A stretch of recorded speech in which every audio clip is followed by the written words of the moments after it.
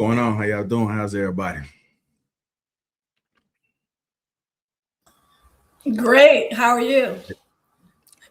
Good to see you guys, man. Welcome to Lapeef. Let's talk. What's going on? M. White, good to see you here, brother. Yes, sir. Yes, sir. Nice break. PI in the house, per usual. How you doing, man? I'm doing good. How are you? Toya, Keisha, Mr. Hey. Table. We got Dave. We got some people in the back. Trevor's here too. I'm gonna bring him up momentarily. We got an excellent show here for you guys. We're gonna open it up with the Jenae situation. Ashlee Jenae and her fiance and boyfriend. So we're gonna spend about 15 minutes on that, and then we're gonna transition to some of the dynamics and things they have going on in their relationship that carries over into our real lives. So I want to spend the whole entire time talking about that particular topic, but I got you, Jay. I'm gonna bring you up in a second. So with that being said, if you haven't already, hit the like button. Also make sure you subscribe to the channel. As I said before, we're not going to be stuck in a rumor or turn this into like a detective show, but I do want to open it up with this. When you first saw this story, what was your first reaction? Go ahead, Toya. He did it. That was my first reaction. First reaction is, I'm not jacking it. She did not kill herself. He killed her. All right, we're going to go ahead. Pretty intellectual. We're going to just keep going around. You guys can spend about 2 minutes discussing it with popcorn style, however y'all want to do it. Your first immediate reaction to this story. I mean, my first reaction is it was heartbreaking. It's a young woman that was unalived by somebody that she definitely claimed to love, and I think that it's sad, it's heartbreaking. That was my first reaction to it, and I do think he did it for sure. I don't think a Black woman will go to Africa to HANG herself. I don't think a Black woman would do that. So yes, I think he did it. My first thought was, is she a divester? I'm gonna keep it real. That's the first thing that came to my mind. I was thinking, like, before I like really like engage and feel like real empathy for what's going on, do she hate Black men? Do she be online trying to say we don't deserve to live and all this other stuff? So that's really, like, literally what, because I see so much of that stuff. That's the first thing I thought about. That is sad, but to be honest, I thought, was she a divester?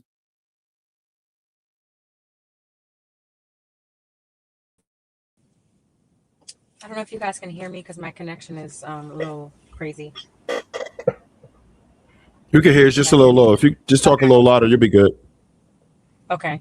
To be honest, the first thing I thought was, wow, they look so happy together, because that's, she just looked like she had so much joy in her.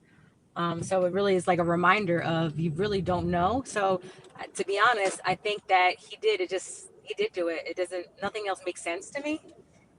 So yeah. I agree with everyone else. He did it. That's the first thing came out of my mouth. He did it, and also, like Jay said, that everything that we see, on social media is not what it appears to be in real life. So yeah, he did it. Okay. Next up, True, what you got? No, it's an unfortunate situation. I was assuming maybe they had a business deal that went bad or something. Like maybe she owed him some money, because that would be the only reason why I could see him taking those type of measures. Or maybe he was like a closet like bigot. I don't know. I don't know too much about these individuals other than the fact that she lost her life. But that's all I got on it. Okay. Pretty, you want to go? I mean, I think it's really sad that, what's interesting about this is it has caused a lot of, in my opinion, selective outrage, because right before this woman was unalived by her YT fiance, a Black woman in Coral Gables was unalived by her Black husband. And just yet today, another Black woman was unalived by her Black husband, who was a politician in Virginia just today. And he unalived himself with their children in the house. So I just think it's interesting, the dynamic and the conversations that have been happening after this, to kind of make it seem as though this is only happening because this is a white man, when quite literally the entire world feels that they can use Black women as their punching bag simply because we are at the bottom of the social hierarchy. That's what it is. So whether you're with a white man, an Asian man, a Black man, make sure you are watching your back as a Black woman, because for some reason, all of these men feel like they can use you as their punching bag. So I don't see why her being a divester is relevant when we have seen Black women getting harmed by men who are supposed to be loving and protecting them, especially in the last week. We have seen prominent cases of this. Yeah, to those Black women that lost their lives, to those Black men, my deepest sympathies. That's the first thing that comes to my mind when I think about that. Those men wrong and they should be punished. And I feel extremely sorry for them. But the white man should get off. Yeah, when it comes to the white man, I think about white it. Men should get off, but the Black men should go to jail. Got it. Okay. Yeah, no, you're putting words in my mouth. I'm very clearly saying that the first thing I'm thinking about is this shit divester, because that's what I thought about. I mean, it is what it is. Right. There was also another case in Jersey too. If y'all didn't hear about that, I think that happened. That happened earlier in the week, where another Black woman was unfortunately unalived. I mean, her husband was Asian in this case, so I think it doesn't really matter what the race is. I do feel like there's something to it where it seems like people typically care less, unfortunately, and people are emboldened to be able to get away with it. So fortunately, this particular case has gotten a lot of attention. So I think that people are going to be on watch. I don't think it's going to continue to happen this way because people are watching, and it looks like people care this time, right? People are noticing a trend, and we're probably at a point right now where it's not going to be tolerated anymore. That's the hope. We can't hear you. My bad. I don't think it makes a difference one way or the other. Black people's attention spans are shorter than that of most children. So once people stop covering it on the internet or on social media, nobody will care. When I first saw that a Black woman died, I was like, damn, it's fucked up. She probably didn't deserve that.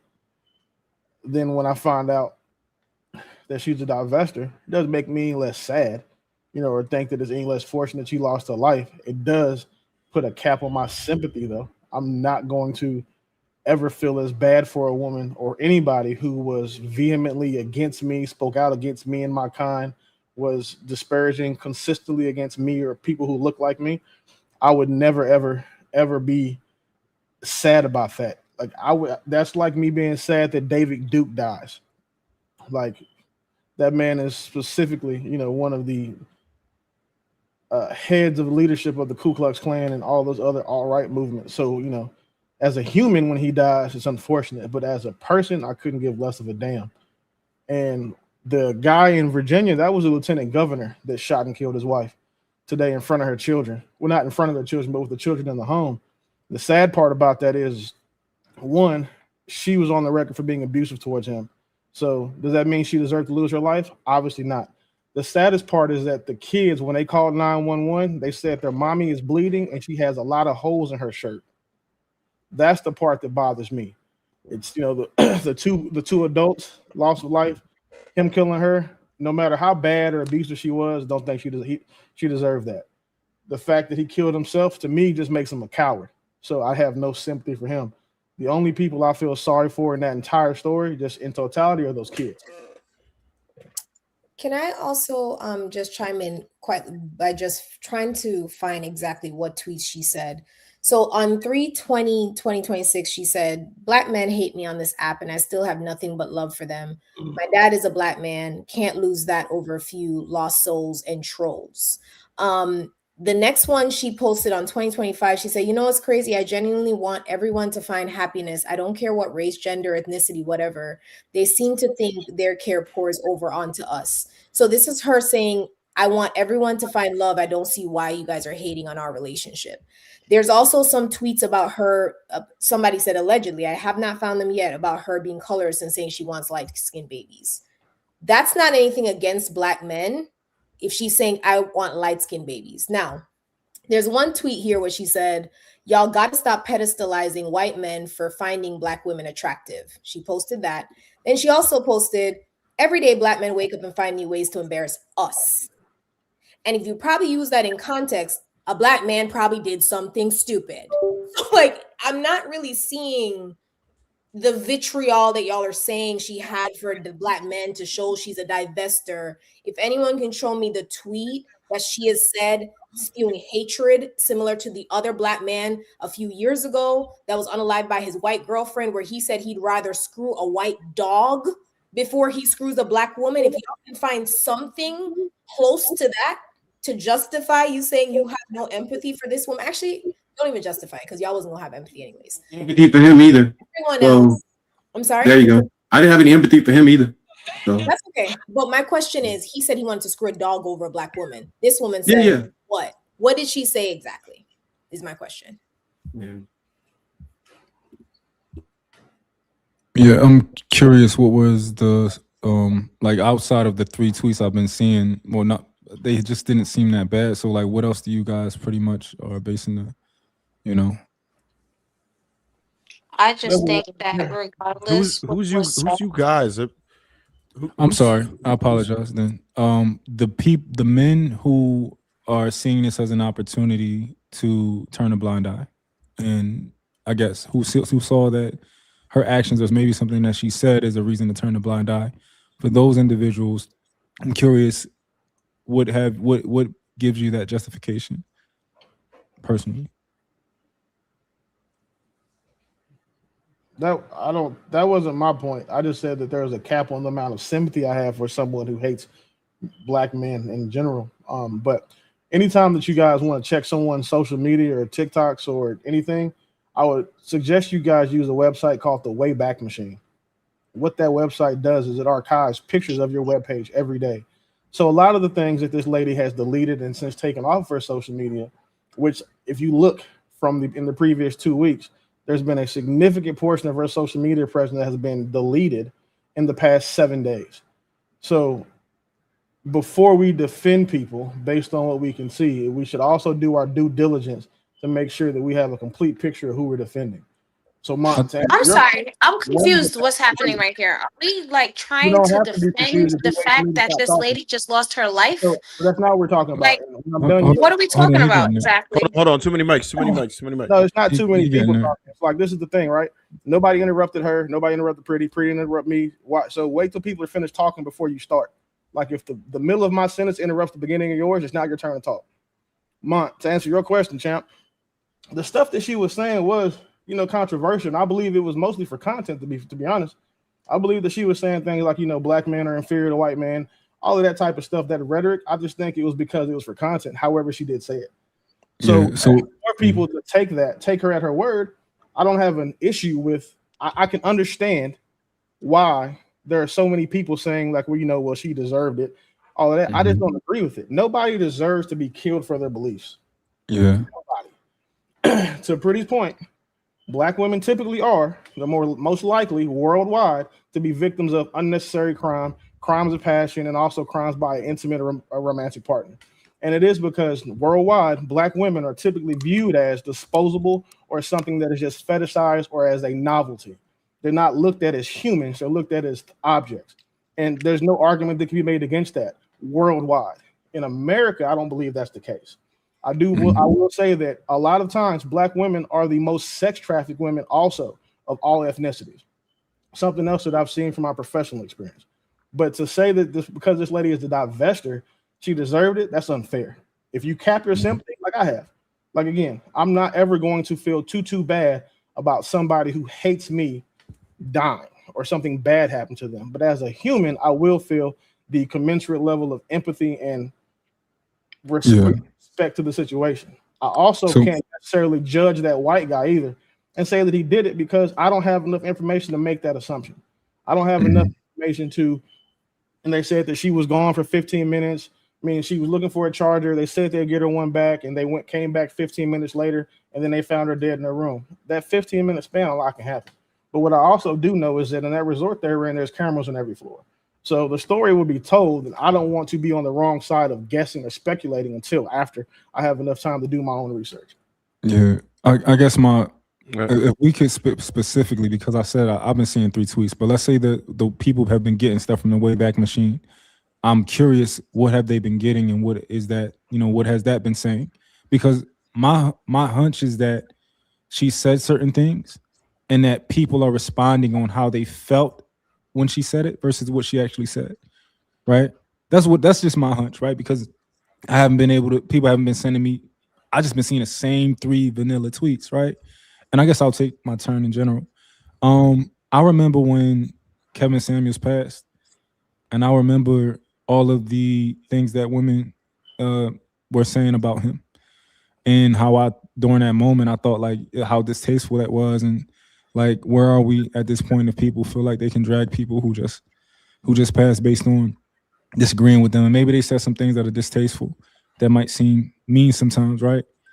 And I completely understand the perspective of men right now, whereas you feel like we can get some get back, and we feel like, we're gonna let them have it. I totally understand that perspective. However, I ask myself, okay, what did she say or do that's unforgivable? Right? Like, what are the things that she said that's just unforgivable? And I can't seem to find anything that I would, at least me, that I would have considered unforgivable. Because I think when people pass, like small things, like little petty small things and stuff like that, differences, you kind of, put that to the side. And I think that as men, at least the men who consider ourselves to be leaders and who, we talk that shit. I know I do. I talk that shit, right? I don't want to do what women do in order to stick it to them. And I think that it would make a lot more sense. And I think that what we need to do as leaders, personally, I think we need to forgive her. I just do personally. So anybody who feels like, you said this about black men, so I'm gonna turn the blind eye. This ain't our fight, which I want from Walmart. I think we need to forgive her. I think we need to forgive her for saying black men embarrass us every day. All those type of things, because we leaders, and it sucks, right? That we gotta be the bigger people. It sucks that we gotta be the ones that be like, to put in the past. But it is what it is, because I feel like I'm a leader. And I think her family needs help. And I think I don't want to. If there is potentially a murderer out there, I don't want him going loose. I think it should be investigated a little deeper. I think they do need another autopsy and all that type of stuff. So, just how I feel. Real quick, Pretty, we got to you in a second, but I wanted to let Marissa and Day go first. Well, I feel like a lot of this too, and also sorry, I'm first time here, so kind of gonna just Welcome. all this, but hi, thanks. But I just from hearing everyone, I think the thing that just stuck out to me most is just and I forget who's, I think multiple have said it in regards of like the amount of coverage and investigation, because I do think there is, when you see like the typical person who gets more attention when there is a crime committed, there's can be more investigation for people versus others. And I think that's a point that stuck out to me. And I think so true that there probably wasn't enough an investigation or attention to the case that there should be. So that was I don't know, that's what kind of stuck out to me. So Mark, let me clarify my point for you. If you are online disparaging black men, if you're online disparaging black women, as a black person, and you get killed by the race that you're uplifting or you feel connected to, my empathy does not exist. I'm gonna keep it real. If something happened to, let's say, buddy from Myron Gang, if something happened to him, you're not gonna see me on here crying and feeling sorry, and I'm gonna get some gummy bears from the gas station. That's how I feel about that shit, to keep it asleep. And be a leader, I'm not gonna uphold or forgive anybody that I feel is so that feels like attacking my ethnic group is a good idea, or she spends her time making even if they like subtle jabs and you choose to highlight an interracial relationship while making subtle jabs at black people and something happen to you, that's just what it is, Joe. I don't give a fuck. And nothing y'all gonna say gonna make me care. So if your point, it's just not. It is what it is. So this is the thing, right? To let's say you bring up Myron Gaines. I completely understand with Myron Gaines. It'll be a lot harder for somebody to forgive him, right? However, I just keep asking, like, what else is out there that she's been saying, right? And y'all don't gotta find it, right? Y'all can say, oh, just look it up, right? Y'all can keep telling me to just look it up and find something, but I'm just curious, what else? Like, where's this coming from? All right, Pretty. I know you wanted to respond too. You Oh, did they she got leave? jumped. Okay. Who are you gonna say something to? I think I lost my train of thought. We could Yeah, it's okay. Yeah, we could always come back. Toya, you had anything else on it before we end up switching it up?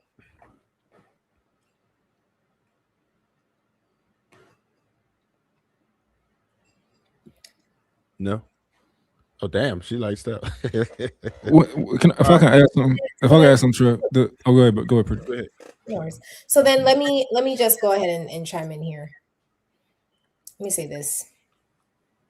Nobody cares about your concern. And the reason why, I'm going to say it this way. What has your concern done for Black women?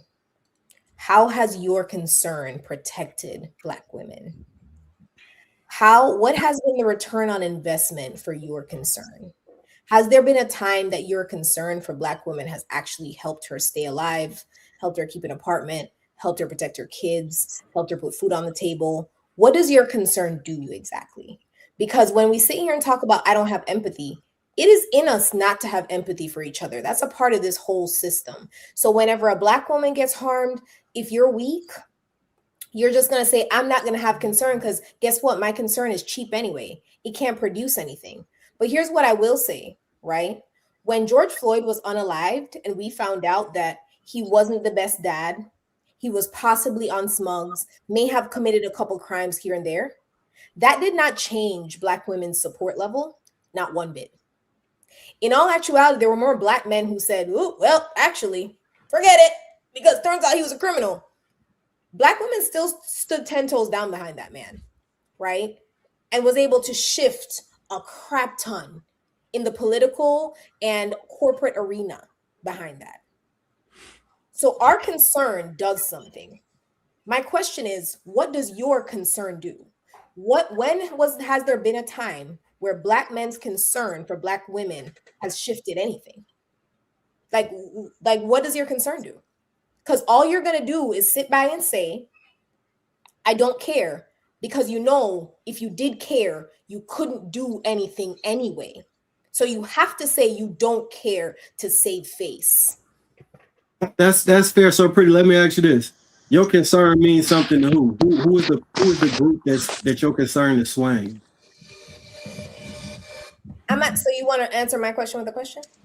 Oh, well, to answer your question, my concern has kept hundreds of people out of eviction court. It's kept hundreds of people in their apartments.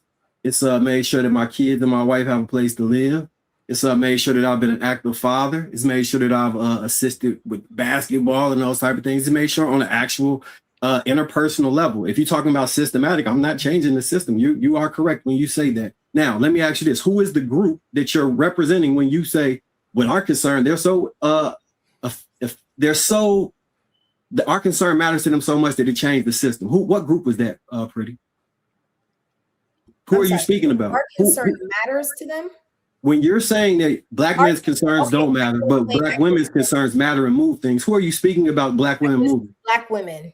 Who are they moving, I'm saying? Who Black exactly? women mobilizing their impact will impact others. That's how that works. When you understand your impact and you mobilize that impact, it tends to make a shift. You remember when Black women stopped supporting Target and they pulled back and Target lost billions and billions of dollars? That is what happens when Black women have mobilized time and time again. This is not something that if you study and you understand how any of this has worked, you know that whenever Black women mobilize behind anything, things shift. So you're saying who's my audience? My audience is Black women, right? No. You said that there something changes based off of that. So who is the group that's changing it? I'm just curious who you're speaking to. I just said it. I said in the political and so Black women by themselves are changing society, and no one is assisting them, and this is just them going on changing. Did I say no one is assisting? I'm asking you, and you're not giving me an adequate person. Right? Who's changing it? Do you say that there's an instigator that kind of starts things, especially when there's movements and things that need to start, that there's typically one person who sparks it or a group that sparks it and then continues to kind of matriculate out? Would you say that that's how that tends to work?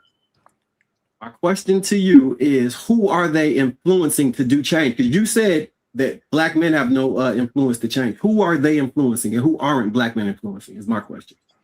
Because you made that statement. So I'm trying to quantify what you actually mean by that. Society. Because you say society? Yes, and so Black men don't influence society is your thought process. Understanding what I'm saying, what does your concern pause, MY. I'm saying, what does your concern for Black women? Because we understand that Black men can influence a lot. Matter of fact, Black men could have influenced the entire NFL if they stood with Colin Kaepernick. Did they do it? No. So what I'm saying is they could have, they can have, they could have, they should have, but do they have? No. Because when it comes to standing together and being about something nowadays, I'm not seeing it. So what I'm saying to you is, what does your concern for Black women, artists, what does your concern do? Why are you all not standing behind Adriana Smith's husband as he fights for custody in the state of Georgia against his posthumous girlfriend? You see what I'm saying? Like, where is y'all coming together to make political change? Where is it? Where's your coming together to make change for Black women? So my point is specific to Black women. You're now trying to extend it out further. So what I was trying to understand was who you were saying Black women are affecting. I guess you're going to stick with society. I thought you were going to say like power structures or the people in charge of those things. And if you were trying to say the white men in charge of those things, then you highlighting the relationship between Black women and white men is kind of akin to what she was doing. The girl who was making the post. So I was hoping we would get there, but okay, I'll digress. I'll digress. Let me just say this.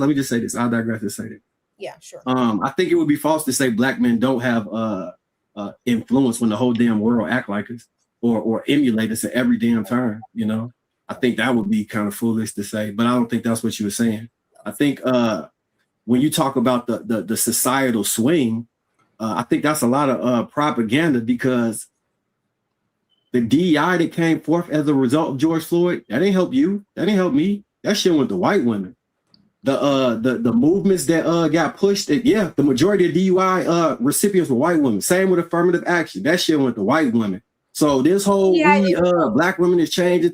That's like Democrat propaganda talking points. When essentially all they do is put that battery in your back to push things that's gonna be anti-Black family, and sit up here and stand up talking about I'm the backbone of the Black community. The backbone to support mobile abortion vehicles and get on here and no, bro. No. DEI did not come from George Floyd. No. Diversity, equity, inclusion has been a part of corporate structures for decades. DEI did not come from George Floyd. So this is already letting me know that you don't know what you're talking about, right? Yes, affirmative action and a lot of DEI policies have primarily benefited white women, but those things did not come from George Floyd. Like, are we really that daft, or? Didn't I tie them together? I said DEI and affirmative action. I used multiple set-aside programs that were influential that Black people had died for, that you say Black women moved the needle for, that benefited another ethnic group. Has been around for decades. Didn't come from him.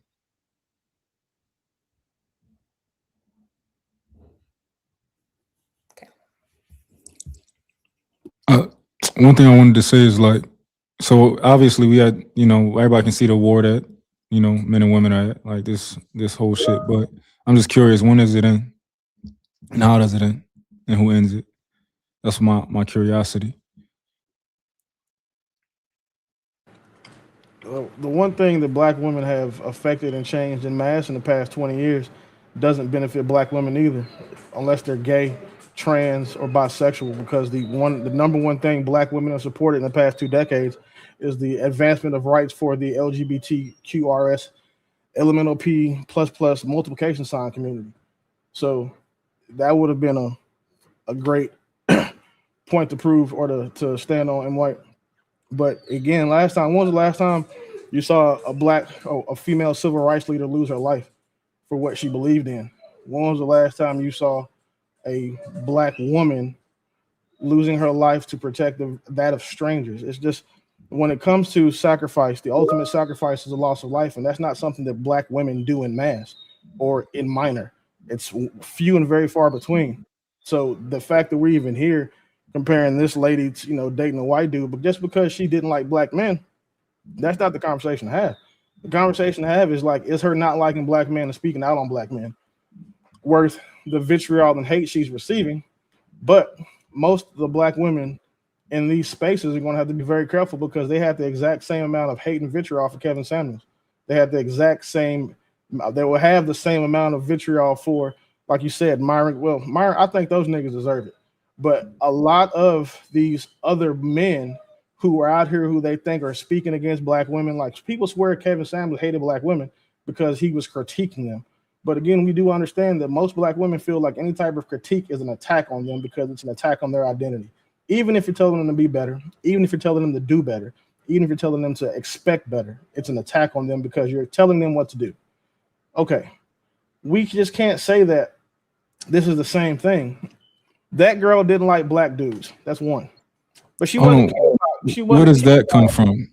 She wasn't killed by a black dude. She wasn't with a black dude. She wasn't dating a black dude. So it's not like she had a pro-black stance and was like, oh my God, I love black men so much, but then she's over here sleeping white. That's not what happened. It's just a woman. It's simple. It's a woman in an interracial relationship that black men and pro-black women are trying to leverage as a talking point or as a get back moment, because this is what you get for dealing with white folks. And that's just not fair. I don't want it to act like I'm on this wild goose chase or that I'm being unreasonable when I'm just asking people, what are the tweets that you're basing this on? Like, I'm being totally regular. I already mentioned them, but I'll send them to you directly just for your own edification. The problem is that everyone is saying they didn't happen when they haven't looked, or when they've half-assed it. You know, as my pops used to say. And it's fine, but it's if not that you have to have an advanced skill set to look at things on the internet, but you just have to actually go look for something that you're not actually looking for. And the majority of people who are defending her and saying that she didn't have this rhetoric or trying to water down or explain away what she said don't want to see, or they don't want to see anything that would be contrary to what they want to believe in the narratives that they want to have. And that's just human nature. Yeah, I want to see it. Like that would make me feel much better, you know, if she was on some, you know. Didn't you already decide that you didn't care and you forgave her, regardless of what she put on there? So why would you need to see it? Well, because it's relevant, right? Because I'm only operating off of the information that I have, right? But let's say that you show me something that's like, yo, like I get it even more than before, and I understand how. Oh, go ahead. What would she have to say? I'm saying, what type of comment would you have to see for you to say, all right, yeah, I kind of agree with y'all? Well, I mean, at least for one, if she just was like, yo, I don't like black men, I don't want to date black men, I don't date black men. Like, for that, like I never saw that, and I thought she had a history of dating black men before. I know her network was black. There's a bunch of black men saying they loved her, stuff like that, you know. So I'm curious. I want to see where she was like, yo, I don't touch no niggas. So, but don't you think that if you are admitting that you may not have all the relevant information, that it would be best for you as a man, and to have a genuine argument or conversation to like not come to a conclusion or to make your mind up before you have all the facts? So that's fair, right? And this is the thing, because she died a week ago, right? And I've been asking since then, and I thought that it was reasonable, since nobody has actually showed me anything but those 3 tweets, that, you know, for now I'll take that position of, you know, where I'm currently at. So the part is the guy who got killed by his girlfriend, the one that said that he would rather sleep with a white dog. Like, I thought that was gross when he said it, but then after, you can say, his girlfriend killed him or unalived him, I kind of was like, but a black dog probably wouldn't kill you, and maybe your black girlfriend wouldn't either. Like it's this, and there's no difference here. Like if we have to have that conversation, that's what I'd have. Like, oh, you don't like black men, but look who killed you. Like the same thing I would have had with him. I don't believe that she said anything as egregious as I'd rather sleep with a white dog, because nigga, that's nasty. But again, what she did say is definitely not what you would expect someone to say, someone that you would think would want sympathy from black men would say when she does die. And it's super. So this is the thing, because we in a red pill space, right? So all I hear so often is criticisms of black women. I heard a lot. Why do you think that it's a red pill space? Red pill. pill. I'm not saying this panel, right? But I think that red pill is white. The majority. Wait. Hold on, Willie. Hold on. Wait. So, am I the critic of black women unscrupulously? You? Yeah. Oh no. So why would you frame this conversation specific? I'm the one. I rarely have much. I don't want y'all to misunderstand me. That. I don't want y'all to misunderstand me. I don't think that the Lapeef panel is the red pill. I said we are in a red pill space, meaning that in proximity, the people who we talk to, the other people, other YouTube shows and stuff like that, I would consider it to be in that space. And I don't know if y'all would disagree. You can disagree with me, but I would consider this to be in the red pill sphere to some degree, even though this is one of the more chill panels. Like we not like that, but am I wrong? What makes converse with one? This panel can't be a red pill, because if it was, Pretty wouldn't have a voice in this space. Neither would Lakeisha, neither would Toya, neither would Michelle, neither would Day. If this was a red pill space, none of these women would have voices. None of them would have opportunity. None of them would get camera time. Y'all talking about this panel? Yes, specifically. No, y'all keep. And then again, in this space, there are too many of these women who have voices and says for this space to be red pill. When you say the space, what do you mean? Because I don't know if you're what you mean when you say this panel ecosphere. So it's YouTube, and then it's saying this one arm of all the podcast panels, all the ones ran by black men that have that, you know, us, Ali and Fatty, JB, Hamp, all of those guys. They give black women too large of a platform to say that this is any of those things are adjacent to red pill spaces. I disagree with that. But I think Fresh and Fit gives black women a platform. Whoa. We're not. Fresh and Fit doesn't give black women platforms. Fresh and Fit does everything that Pretty Intellectual says the world does to black women, but on a podcast. What they do is they bring the worst black women they can find, the ones with the lace front parts of their wigs coming up, the ones they know are whores, the ones they know sell pussy, the ones they know are fat, the ones they know is right here saying just trying to, you know, fucking for money. They bring them onto the platform to act as if those women represent black women, because it helps them push the narrative they have about black women being bottom of the barrel. They don't go out and seek desirable black women. You don't ever see them have any of these black women on their panel who are worth a damn, any of these black women that black men in mass respect, or any of these black women who meant like, they don't ever go out and get, I'll give you guys one on both sides. They don't go get the Candace Parkers, Candace, whatever the fuck her name is, the political shit, the one with the funny shaped head. They don't go get her, or they don't get the Dr. Cheyenne Bryant's. They go get these ratchet black bitches off the street in Miami, the ones they see are doing bottle service and shit, and then bring them on the show to have them represent black women, because then if they did, when they do, they can talk about black women the way they want to.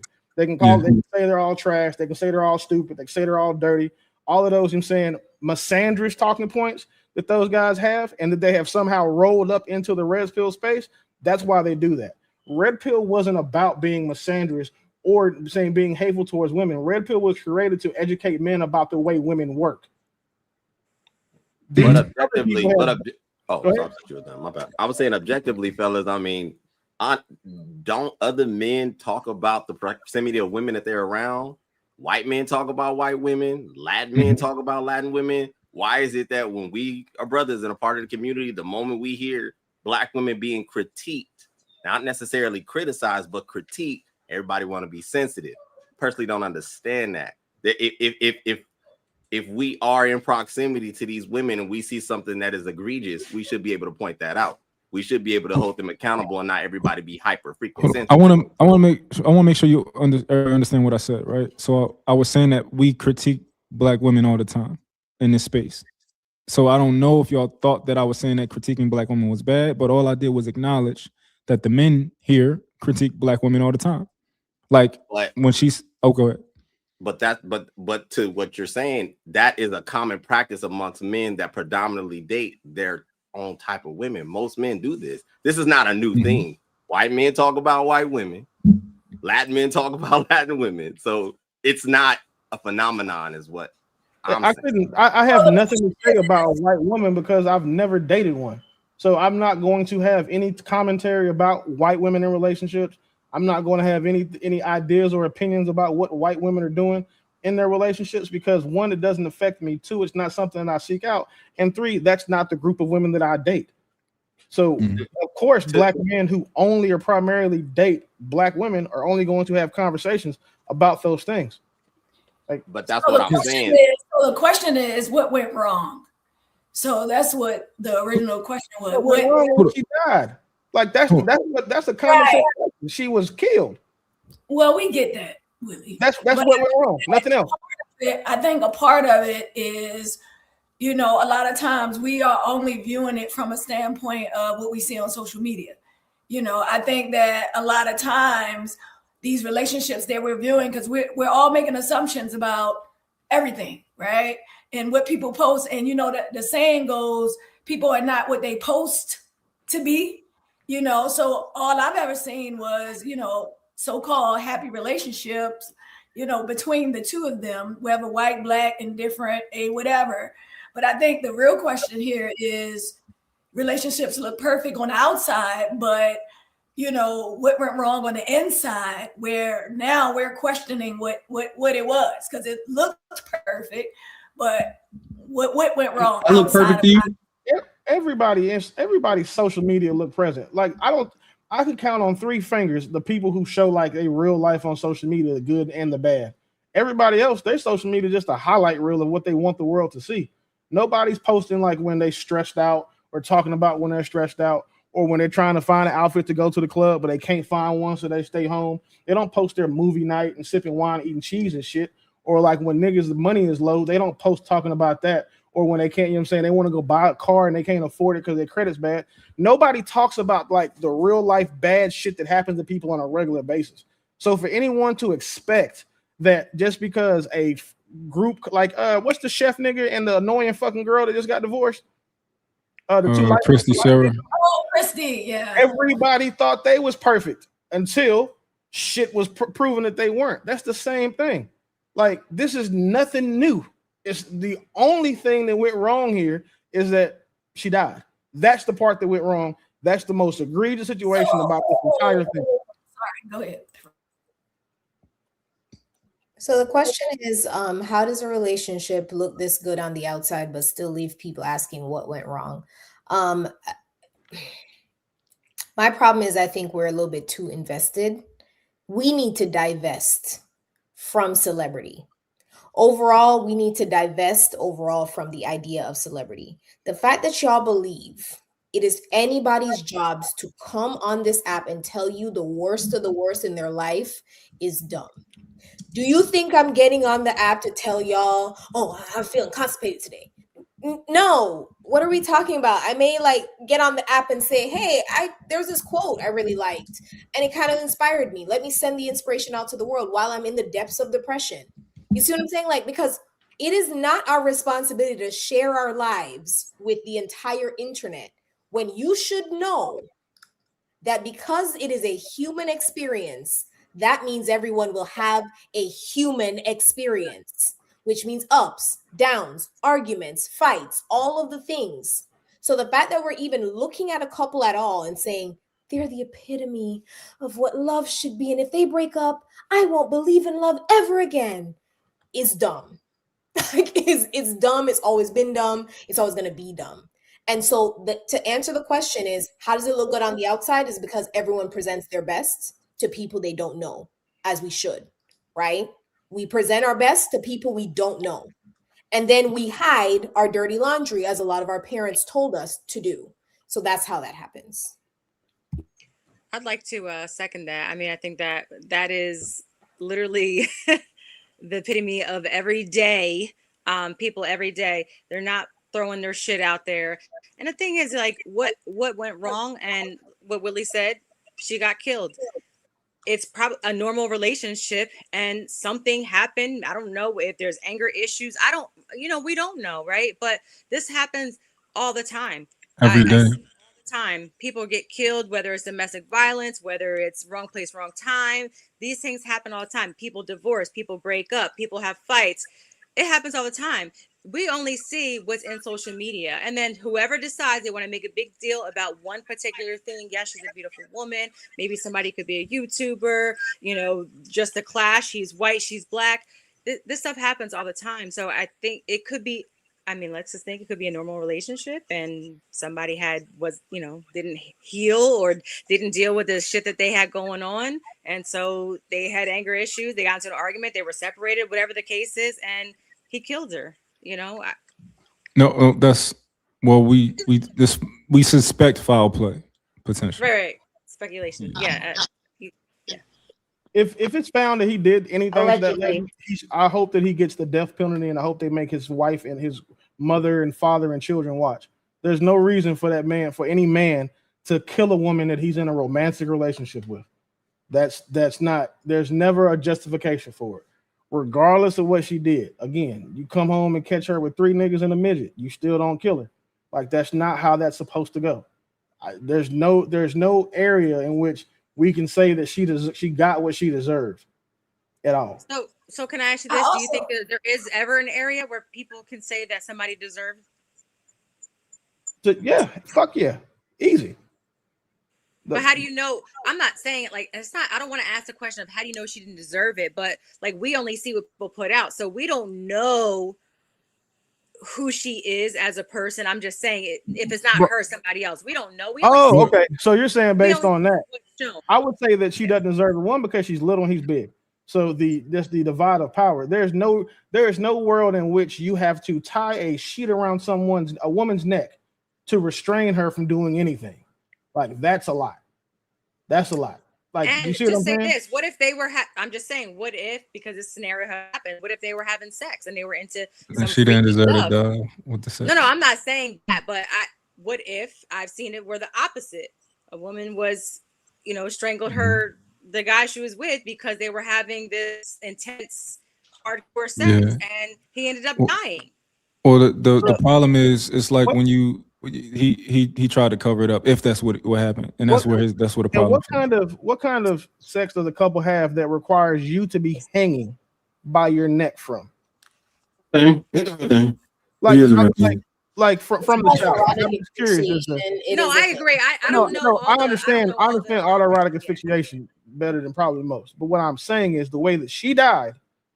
What about that in that situation would require anybody to think that, oh, maybe she was in here getting her cheeks flat? Like, what?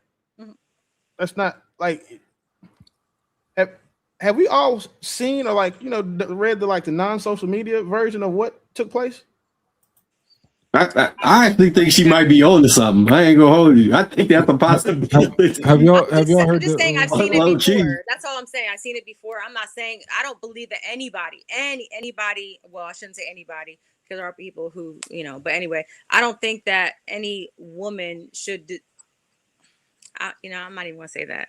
But anyway, I don't think that if seeing that, I have compassion for someone who is in a unalive position and was tortured. I have compassion for people who. Did anybody see what Joe Budden said? Anybody see what Joe Budden said about her? What did he say? He's a close friend. She was a close friend of his. Whenever y'all get a chance, it's interesting to watch. A close friend of Joe Budden. Drop it in the back chat, Mont, if you can. Yeah. And when you say she's a close friend, Mont, what do you mean by that?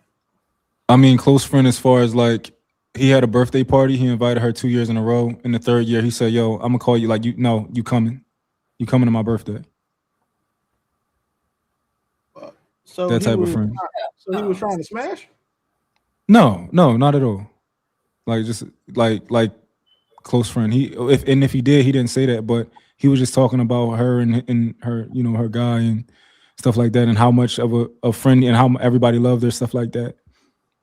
There are men in the industry who don't smash certain girls, so I'm just So going when off it what he said. comes to these relationships, y'all, like, what are some of the patterns that you guys think? Because I wrote when I was writing my notes when I saw that, you know, what we were going to talk about. I kind of wrote about like the different patterns that we tend to ignore, male or female, that causes us to not know our partners. Like we all saying he killed her, right? But do y'all think that there's patterns that we typically ignore? I.e., I wrote down like I build on that control. with you. Oh, Hey, sorry. Keisha, hold on real quickly. Because I mean you're starting to pick up some of the direction I'm going in, and I appreciate that. Thank you. We do got to get Michelle and Day in there. So let's go ahead and get them to answer the question, and then let's try to make sure we shut them off. I am chatting in the back chat, so let's pay attention to that as well. So go ahead, Michelle, and then we'll get Day in there. I apologize, but I came late into the chat, so I do not know that the subject, or I couldn't. The question is in the back right there. It's how does a relationship look this good on the outside, but still leave people asking what went wrong? So that's the question. Okay, well, we have to start by, the damage of social media. Social media is very performative. It just, put out there, of course, the best in people, and people basically putting a show. And because of the large amount of people they are actually connected now to social media, they assume that as their reality, and they try to mimic those things, and then they come home to reality, and then they have the distort mentality, and they think the thing's supposed to be that way. And I absolutely believe that it's a large amount of influence in social media nowadays into what is bringing into home that is causing a disbalance into relationships. Do you remember that girl who went to Mexico with her homegirls and got jumped and beat up and killed and left there? Mm-hmm. She didn't get this much attention. Or those girls who went to the DR to go get, BBLs and end up going to a fake aftercare house and getting fake pills and overdose on fentanyl. They didn't get this type of attention. So it's the only thing that happens when the reason why this is sensational and getting the type of attention it is because she was a influencer and she was dating a rich white guy. I think it's even deeper than that. I think it's like quite literally that situation in Mexico caused just about every black man to get on the internet and say, "This is why my girl can't go on no girls trips. Y'all can't be friends with each other. Anybody can be. That's why y'all don't trust y'all females when y'all go out of the country. Y'all can't even survive go to Miami together." Like, I mean, quite literally, there was a crap ton of attention behind that. I believe it would be on your timeline, but for the rest not on my. It's not about my timeline. So we're not going to use 1 second. You just said let's not interrupt, and here you are interrupting, Willie. I you waited just for you said to let's finish not my interrupt, so let's not. White, did you see that? Or yes or no? Literally, like you finished talking, and now and now you're interrupting. What? Did you see Why that? are we interrupting? I literally have been quiet this entire time. I just interjected because you were lying. That was all. Why you're talking? Okay, that's all I did. White, did you see it? I have a more manly. Willie, in there rebuttal. Let her get it out of rebuttal. Let me go I was trying to listen to finish talking because I have a more manly voice than you do. With so the fact of the matter is that in these situations, in these same situations, black men like you were online using this as a reason for why women. I'm sorry. Go ahead, Lapeef. Come on, y'all. Let's do one mic, man. I hate to try to police grown folks. Let's just go ahead and have a conversation. Let's just wait, and then you can rebuttal. Let's go ahead and get through this, man. You understand there won't be no disrespect taken, especially from that bitch. You already know how I feel about her. So come on, y'all. Come on, y'all. Let's go ahead and get through this. Wait a minute. Okay, so here's the thing. I'm not gonna disrespect. Hold on. Come on, y'all. Come on, Willie. So you're using sounds on someone else's platform. Are you that lame that you need sound effects and no one else? Let's get back to the topic. Pretty. No. Pretty. Willie, and Pretty. Make sure he understands that he's the biggest. Pretty. Your ass every time. Pretty. Also, come on, let's go ahead and get back to the topic, y'all. Go ahead and finish making your point, and then we'll go ahead and get back to Willie to respond. So let me go ahead and say that the big back snack in the back who has to sell Section 8 right? Oh my God, I love that picture. I love that picture. So, you know what's funny about posting a picture of my face when they can actually see me in real life is that they know I dressed up in a costume. So, you posted me in a costume to prove what? Aren't you the one selling Section 8 to random single Black women for a living? Aren't you the one using Black women to be able to fund your lifestyle? Let's not go ahead and talk about who's embarrassing. Aren't you the one eating fruit snacks for breakfast, lunch, and dinner? Aren't you the one drinking soda for water? Aren't you the one who quite literally needs to put in the smart water you're drinking right now? We all know it's Sprite. Like, so what are we sitting here talking about? He's the one being disrespectful. So let's not do the let's go ahead and do this. Let me make it very clear. Big back of snacker over here, Willie, right? He's the one who just called me out of my name. He's the one who just interrupted me. And he's the one posting a picture of me in a costume as if it's supposed to be. Woman. So let's go ahead and make it clear who's being disrespectful. Woman. And you will never be able to win, right? You won't be able to win because we all see that your beard and your mustache don't connect. We all see that your belly and your penis does. So that's the thing, right? Like you got the wrong connection points. You need to work on yourself. I'm not understanding why you're coming on here trying to get at me when I'm everything you wish. Okay. You are the one that married the same woman twice because you couldn't get a different one. Okay? Pretty. You're Y'all are just so married the same woman twice after she cheated on you twice. Did each other enough. Let's get twice. Because you couldn't get Can a we different. please get back to the subject because I don't this is care. just getting how about childish. how about you guys tell Willie to calm down? I think it's funny that everyone's saying, let's get back to the subject as I was the one who brought us here. How about you tell him to remove my picture? Yeah. We just about that. We just his whole. Willie, take that picture down. Yeah. Yeah, let's get back to the picture. Let's get back to no. How about you acknowledge the person who's causing the problem? I said Willie, take the picture No, I'm down. saying to both. I'm not picking sides. I'm both. just saying Why both. is it to both? I was the one that's on topic. He was the one. But both of y'all disrespecting each other. It's because of precedent. Disrespected me. You guys have done this before, so we're just telling like, yo, can y'all chill out? That's all. Both insulted each other. The insults was flying. Y'all both hit each other. Now let's move forward in the conversation, please. I don't want to get dragged down. Yeah, that's just how it goes. Like let's just move forward. Yeah, like I know your husband hates himself. I know. Yeah, and I know a man who hates both of y'all need to go to the penalty box. Open the fridge. You hate yourself because you're about to every single cake. All right, let's respect the platform. Hold on, I'm gonna drop both of y'all down for a second so y'all can calm down. We might need to do time outs.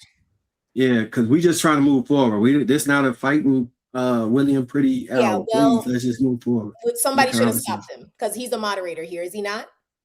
No. So does he not have higher expectations for how he should conduct himself? Bitch, shut up. I don't Nigga, think shut up, pussy ass bitch. Oh my God, Jenae, what's the next question, sir?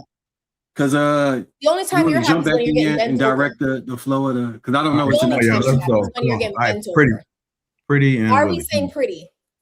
I said Pretty and Willie. I'm talking to both of y'all. Both of y'all cut it out, man. Let's go ahead and move forward. I don't want this to be a whole back and forth show, a shit show. No, I'm not going to let him do this. So okay, when y'all stop him first, then I'll stop. Stop as far as what? Stop as far as what? He still has my photo up. All right, let's just move forward. Take the picture down. Please change the background, bro. Let's just move forward so we can keep the show going.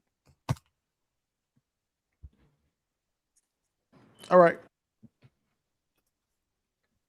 All right.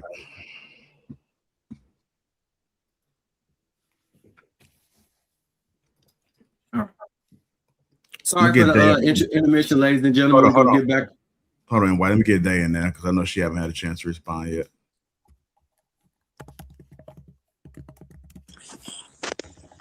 Hello. I didn't even want to interrupt. Sorry. I don't know what was going on. So my comment is I don't know a lot about the topic, but it has to do a lot, I think, also in my background. I'm half of everything. So I'm from the islands. So we don't see color. We don't see white. We don't see black. We see one person in front of us. So when you guys making these comments about black and white, I don't see what you guys see. Because I'm mixed. I'm just telling you, I'm from the island, so it's a whole different subject for me. It just, I don't see what you guys are seeing and maybe it was something between the both of them trigger him or trigger her, or something happened, and it could have been an accident. I'm not defending him, definitely not defending him. It wasn't, she did not deserve to die, but we don't know the whole story, so we're just going by social media saying left to right, and we really don't know what happened. Only those two people know what really happened. That's what my opinion is. So I don't know much about the topic. Dave, was there a racial caste system in America predicated on color, black and white? Oh, I'm we sorry? can't go down there, bro. Was there a racial caste system in America structured on the black and white paradigm? I don't know. I'm lost when. Did slavery occur in America, Dave? Slavery? Yeah. In the islands also too, my love. We had JR, what's your next topic? started with the Tainos and started with the blacks. So we all had the same thing. So if you go back about slavery, we were the first one who were really slaves, back and forth. Interesting. But with sugar cane, we had sugar cane. What did you say? I'm from St. Martin, so that's what I'm saying. We had all of that and Dominican Republic. So we have all slavery, we had all of that stuff. You were the first person to be enslaved, according to you, and you don't recognize the color paradigm? That's very interesting. My love, but that's what I said. We wasn't raised that way. We don't see. That's what I'm saying. The way how I was raised, we didn't see that. That's what I'm saying. I'm not saying I'm not admitting it. I'm just saying like we're past. I don't want to even say. That's why I was staying quiet, because I was like, okay, I don't know even what to Let's say. talk about the next topic, because this we can talk about it. Because this is a whole different conversation. That's a whole different So the conversation. question is, why do relationships look strong in public while struggling in private? Yeah. Your mic is cutting off. Why do That's relationships between those two people. It doesn't matter the color. That's what I'm saying. That's why? about that. You guys were saying social media has a lot of pressure on people that want to make the relationship look perfect. When we self don't have no perfect lives. None of us here in this panel, I bet, have a perfect life, and we try to make it perfect. None of us. Me? But we want to pretend in the camera that everything is perfect for us. Dave, can you hear me? And it's not true. She can't hear. When you take accountability for yourselves, and then you say, okay, you know what? We're trying to do something, but don't start blaming each other or whatever was going on. I did not understand what was going on. And with the caller, I just like, okay, I was lost. So I just was staying quiet, just listening, because I don't know even what to say, honestly. So that's my opinion. I don't know too much about the topic. So I'm just here listening. And then if I have a comment, I will say a comment. Not trying to disrespect anyone, men or women. That's not my cup of tea. So I think that a lot of relationships look strong in public while struggling in private. I think a lot, like everybody has talked about earlier, is the social media thing. Pretty talked about everybody want to look good because that's what likes get. I mean, you get likes, you get follows, you get money. And so I think that kind of social media has just transformed people into not being authentic. You know, you don't go meet people no more like you used to do on dates and, you know, have phone conversations. Now it's so many options, so many people can view your pages, and that's what gets your likes up. And that's why I think that people look strong, but, you know, internally they, you know, struggle because it's all for likes and looks. And we in a social media era. Just my thoughts. Definitely, I think I had to agree with you. I totally agree with that. I totally agree with that. That it's all about the likes. Who likes me, who did not, who DM me, is if a famous person is watching you. I'm a type of person that I'm in social media, but I don't care what people say about me. I really don't care. I don't care if they say I'm fat, if I'm white, if I'm black, and what. I don't really care. And my colleague knows that I'm one of those that I don't even answer sometimes my phone. I'm like, no, it takes me 2 days to answer you. I'm not interested because I don't let social media rule my life. It doesn't rule my life. But the thing is, we have to talk about like the masses, because you're one small person as opposed to, like, we know that there are those people who don't see that, right? I mean, I'm a melting pot, whatever, but I'm just saying, like, we got to look at like the masses.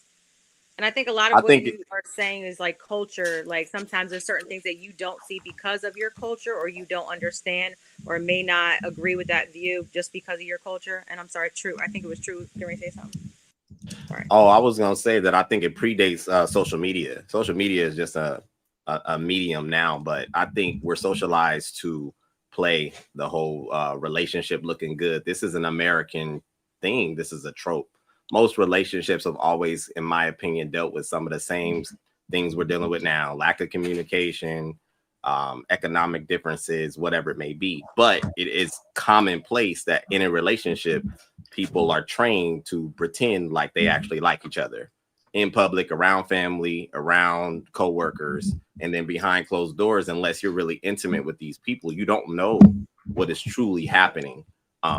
So I don't think it's a social media thing. I think this is just human behavior. We're just taught that you with somebody is supposed to showcase a certain level of affection, certain level of visible happiness to some degree.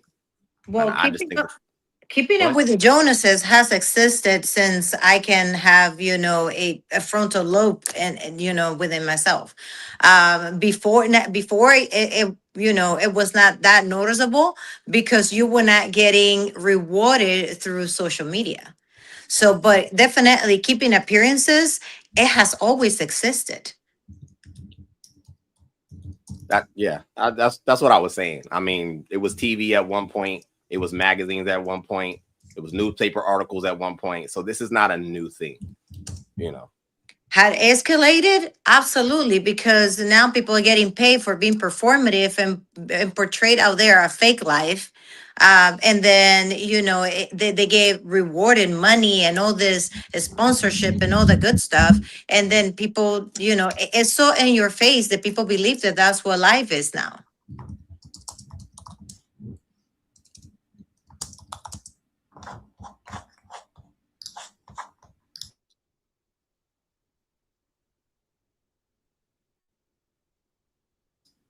Man, I thought y'all would be okay, man, but it seemed like it's a struggle. But can public happiness become pressure to stay in something unhealthy? Absolutely. Go ahead, Toy. I see you now your head. I think so, because people have to keep up the front. Some people will go through with keeping up the front because they want to protect whatever little image they built. So they'll sit there and put up the front for however long they have to until it explodes. And it sounds like somebody's fingers is going hella hard over there. What's happening? I just took care of it. All right. Anybody else in that? Can public happiness become pressure to stay in something unhealthy? Anybody else want to add anything to that? Absolutely. Yeah. Oh, okay. I definitely think so. I think if you promote your relationship, if you publicize your relationship, then people will pathologize just about every single thing that you do in your relationship, right?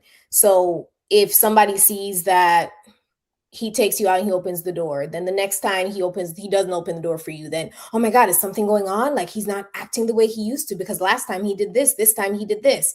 They tend to have a microscope on just about every segment of that dynamic. So especially in her situation, right, where she's getting so much pushback for being in an interracial relationship in the first place, you kind of feel that pressure to be like, I have to prove them wrong. I have to make this work because I'm in this dynamic that nobody wants me to be in, right? And they're saying it's not going to work. So yeah, that happens all the time. We see it happens with Will Smith and Jada Pinkett Smith as well, right? We see it happen in other monoracial relationships. So it's not just a biracial thing. It's just if people counted you out, if people think it's not going to work, then you feel this pressure to kind of push it together. That's why people should keep their relationships off the internet. Yeah. I was gonna jump in. So yeah, I think that people like curate an image because you can make money marketing your relationship, the clout and the attention. That become a real thing, and it's addictive. So people might want that way more than they actually want the relationship. I'm a firm believer that I think people that keep their relationship off the internet probably is happy in they corner. They don't want that shit disturbed by what the internet got going on. Shit. And I seen several relationships that get curated, and then they'll get drunk one day and get in a fight, and then you find out everything under the sun was a whole lie. She really, you know what I'm saying? Like, I think it was Queen of Accountability or something like that. I think she was saying like she had a guy that was bought her a G-Wagon, moved her to Hawaii. Then she got mad one day and said, you know what? I paid for all this. You didn't buy nothing. I'm like, damn. Then buddy that was with the OnlyFans model that had got stabbed, they made their relationship seem perfect. Like, it's just, people just be fronting on the internet to it's beneficial and it pays you. So I kind of get why they doing it, but I'd rather have a peace of mind and like peace in actual life. Because that little 2 to 3 minutes worth of content ain't worth sitting with somebody you disgusted by, or they irk you all day, and you trying to find space to get away from them and all this stuff just so you can appease the people on social media in the comments talking about life goals. It don't make it. It makes sense, but I couldn't do it. That's what I say. I couldn't do it. It's not for me. I want to. I was just saying. I want to make a clear distinction between social media influencing relationships and the ones who are faking it, just in general, but then the ones who faking it for like likes, and the ones who faking it for, you know, whatever they faking it for. I just know, like me, for example, I post my girlfriend all the time. I'm sorry, my fiance. I gotta get used to that. I post her all the time, right? And my shit is real. At the same time, like, relationships are not perfect. You know, they're not supposed to be perfect. It's supposed to be work. But I do think that it's a unrealistic expectation of other people to think that, because look, they're on vacation, they don't have problems. Like, that's not realistic as adults for us to think that. No, some relationships are better than others, right? But relationships are relationships. You know, you're going to go through ups, you're going to go through downs. It's just how that works. And being in a social media relationship doesn't change that. And of course, like, people not going to post. Certain people post themselves fighting, right? But most people shouldn't post themselves fighting and stuff like that. You know, that's not what people do. When you go outside, you look good. You don't go outside with your bonnet on and all that, looking with slobber on your lip like you just woke up, right? When you go outside into the public, you look different. This is how that works. So I think the worst thing a man can do is to put his relationship on the internet, even if he is capable of keeping it on that level that Buddy was doing for her, because it's going to attract attention from other women. For one, they can become a problem. Or two, the expectations are going to be set so high by people who don't even fucking matter that you're going to feel like you have to continue to do more. It's inevitable that every man at some point is going to have a setback. They're going to fall off. And your fans are gonna notice that, you know, you used to post 3 times a day. Now you post 3 times a month, and that's going to lead seeds of doubt, speculation, conjecture of people being like, "Oh, damn, maybe he done fell off, or maybe they done broke up." And then, Lord forbid, y'all actually break up. The rest of your content for the next 6 months is going to be centered around y'all's breakup. And as a man, we are automatically the bad guy.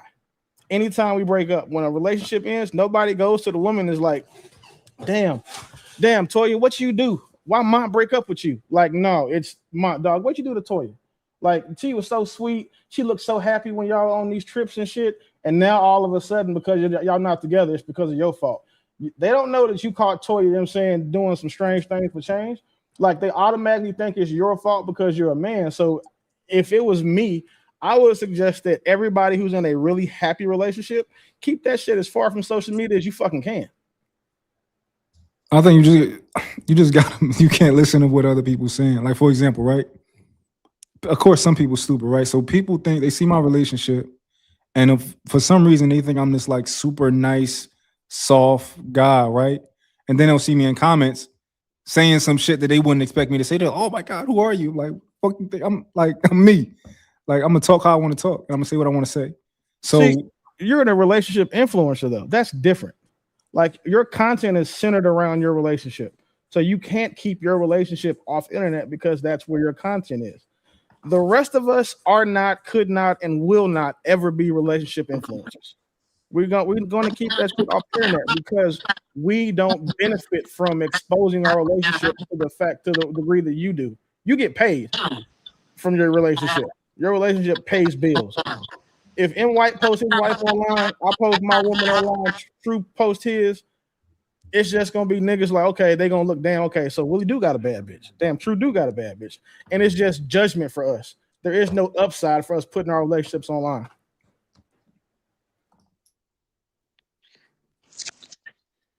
I do have to agree with that. Like my relationship is private. Nobody knows unless I say something.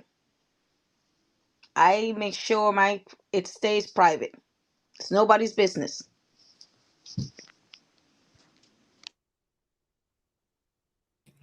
All right, go ahead, True. You want to add anything to this question right here? Can public happiness become pressure to stay in something unhealthy?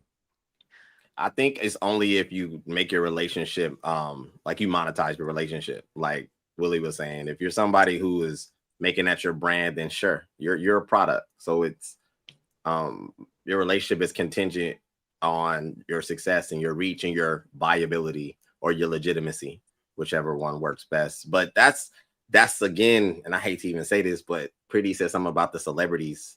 I think that is something that people do. Like sometimes you put it out there and you claim to be this individual that has it figured out.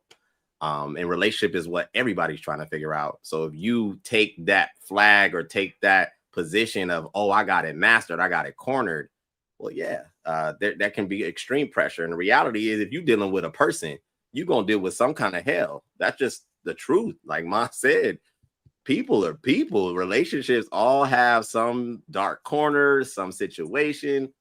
If you're a mature adult and you balanced enough, you should know that. No relationship, no person is perfect.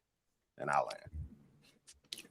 I did have another question. What is one sign a couple is protecting an image more than protecting a relationship? We have a great example of it recently. What's the cook, the light-skinned couple? That's perfect example. Christy, yeah. Well, I can't think. What's his name? Desmond. There you go, him. Like, look at it. Watch the videos. You see his face. I think MTR or one of the MTR or Shaq, somebody went back, and like a year and a half, 2 years ago, you could see his face. And like we all know what that face looked like when you're sick of this shit. Like, fellas, we all have that. We know what that face looks like. Like, damn, here she go again. Oh my God, here she go. Like, and we saw that face in those videos. And then fast forward when it comes out. Well, the perfect example also, how about what is it? Khloe Kardashian and Lamar. They kept the facade for the longest time until they couldn't anymore. And that was the pressure because they have contracts, they have a TV show, they have all this stuff that they needed to upkeep, while in the background their marriage was falling apart. Or socially, for example, me, perfect example, I married at 17 right after high school with my high school sweetheart, and I had the pressure from my family that, you know, just everybody was like, oh, it's a mistake, it's a mistake. So I have the pressure that I need to be performative, and I was not allowed to expose as a young married, you know, teenager, all the challenges that I was going through because I was a child. But you know what? I was in this purity culture that you need to marry and you need to do this and you need to do that. And I was following those steps, and I was not allowed to say what I was going through because then it will land in the wrong side of my family. And then I will have to face the pressure. So I had to hush it and just keep the appearances.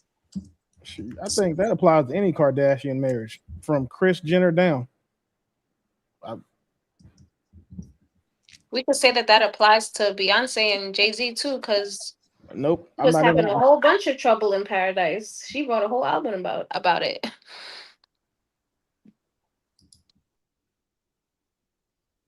I think if you're gonna choose to stay with somebody for a reason that isn't you love them or want to be with them, I think it should be the kids. I don't think it should be validation from other people. I think if you're gonna make a sacrifice for a reason, I don't think it should be money. I think it should be about children or maintaining your family. But you know, you don't think it's a sacrifice for money? No, I don't value money enough that, you know what I'm saying. Like not to sacrifice my whole life and stay in a relationship I don't want to be in, and you know what I'm saying. But I definitely would do it for some kids. I got lucky. I don't have a problem with it.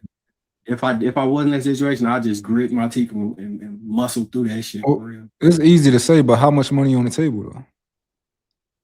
Bro, like, do you not remember how much money I walked away from for a motherfucker calling another person a nigga in front of me? Bro, I don't be concerned with that shit like that. Just think about that. We've had the conversation before, right? Like that shit don't be making me move like that. Yeah, but I know how passionate you are about your blackness. I don't know if anything compares to that. So I think that's a different category right here versus like staying in a relationship for a little bit. Well, I'm more passionate about my kids than that. You see what I'm saying? Yeah. Mm-hmm. So the money will be a bonus, but you're gonna stay for the kids. Yeah. I'll stay for the kids. Okay. Now, if I had to like be no kids and fake it every like 3 minutes a day, but like a couple $100 million, yeah, I'll probably do that shit. I ain't gonna hold you. Yeah, I think realistically, like those relationship couples, somebody who faking it, I think realistically, they just when we do content, and it's back to fuck you like after that. So I don't live your life. You don't got no risk. You don't got to be around the person and none of that shit. I mean, that'll be what y'all decide to do. If you really don't like that person, y'all probably be living separate and all that. Hey, M. White, did you just say you would be in a fake relationship for $100 million?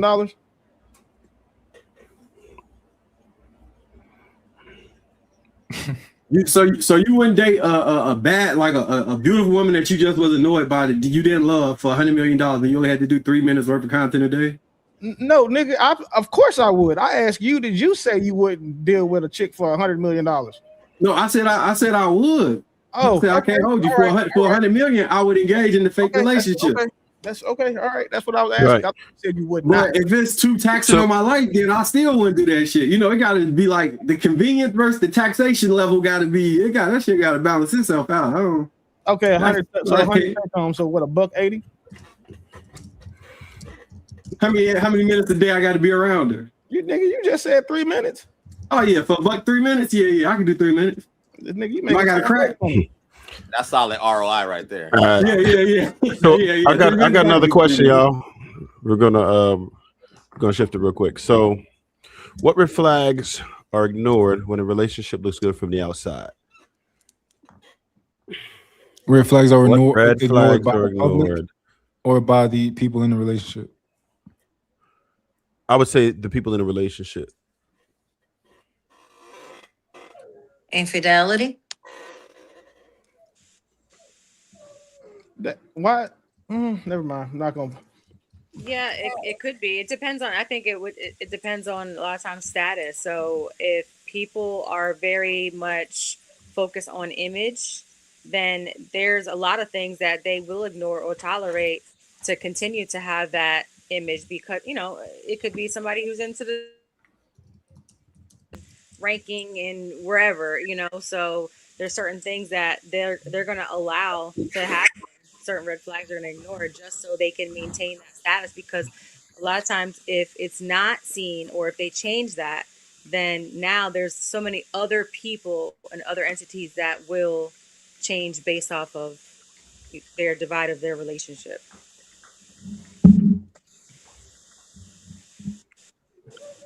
I think people be ignoring disrespect in relationships. If you was talking pretty, we can't hear you. Your mute's still on. All right, but yeah, I think people be ignoring disrespect in relationships that kind of be like on a sliding scale. Like it starts off slow, then it consistently gets worse, and next thing you know, y'all fighting all the time. And like me personally, I believe in kind of like checking that shit in the very beginning and establish like decent communication amongst adults, so we're not sitting here arguing and pit-pat fighting back and forth in this relationship. But it's a lot of people who will let that shit go on. And I even seen like people getting like men getting hands put on them by women.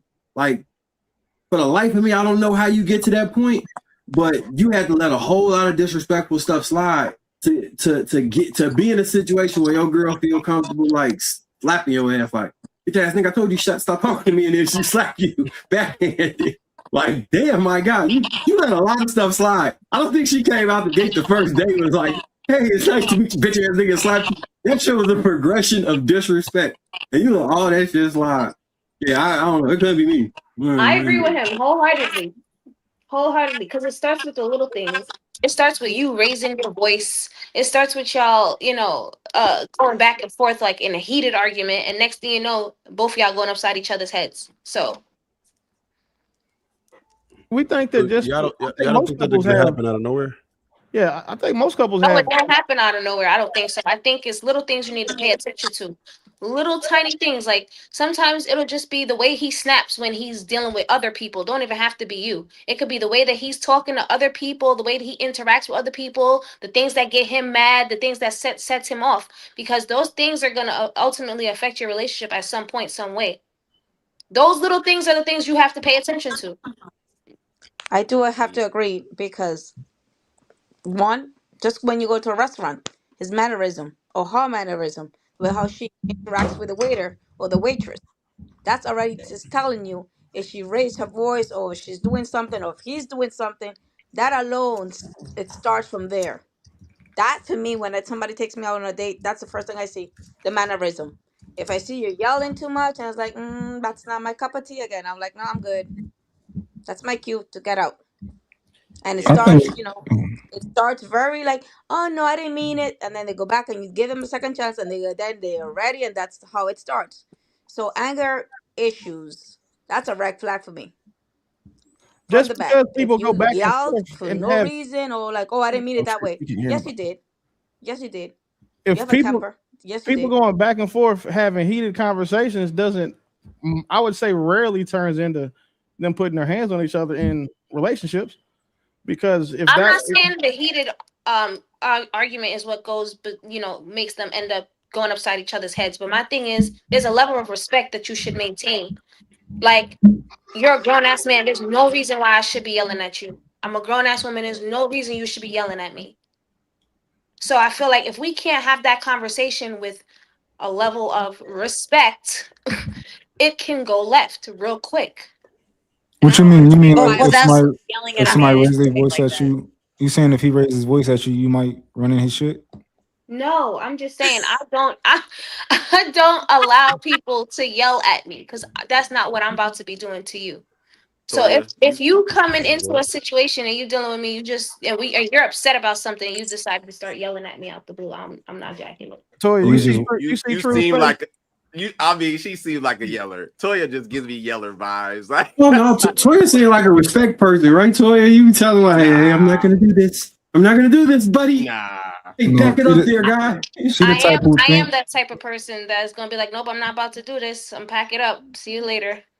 or are you the type who think that you're doing that as your voice is getting louder and louder, and then you're like, why? And then you like, why are you yelling? Like, yo, you raising your voice. Are you that person? I No, I generally feel like feel as soon that. as I start to feel like I'm getting to that point where I'm raising my voice, I don't want to have this conversation anymore. We have to stop. Just walk I'm away. gonna I'm gonna go cool down. You need to go cool down, Okay. figure it out, because like I'm not about to do that. I That's fair. generally feel that men shouldn't yell at women because when men yell at men, violence comes behind that.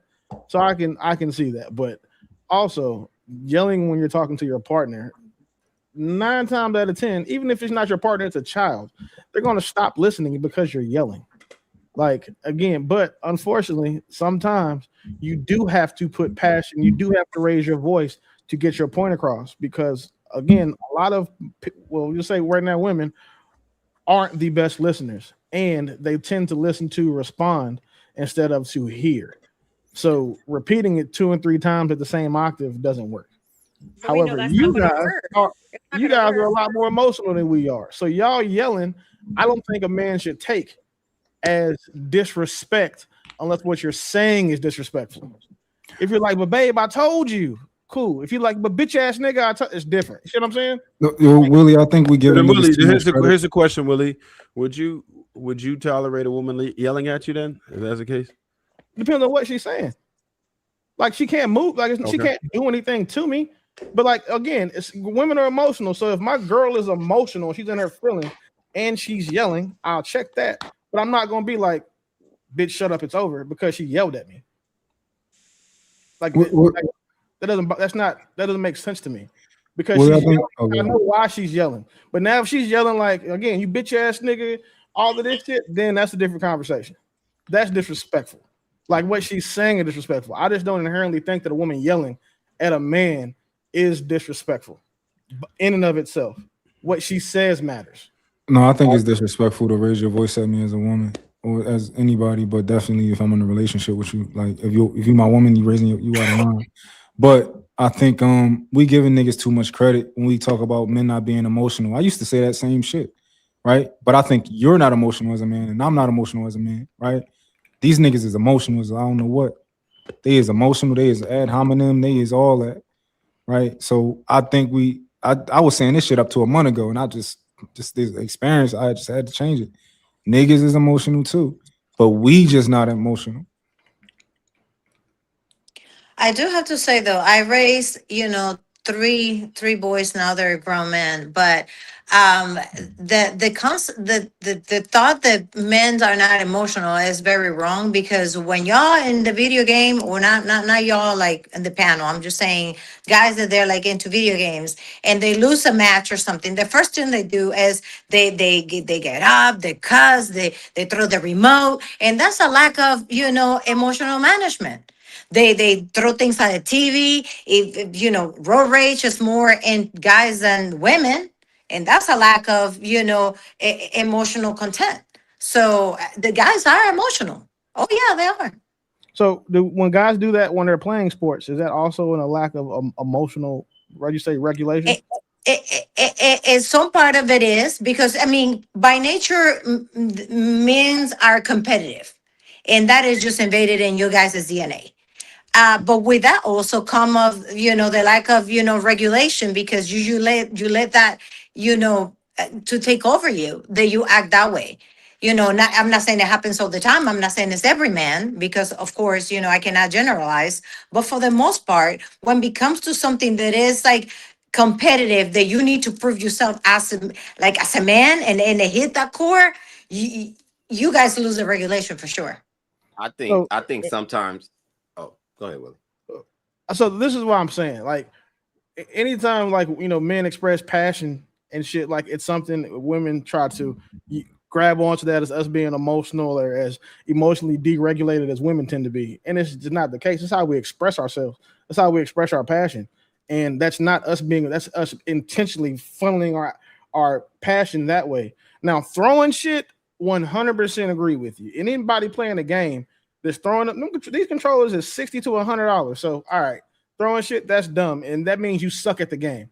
But as a gamer, I can say that.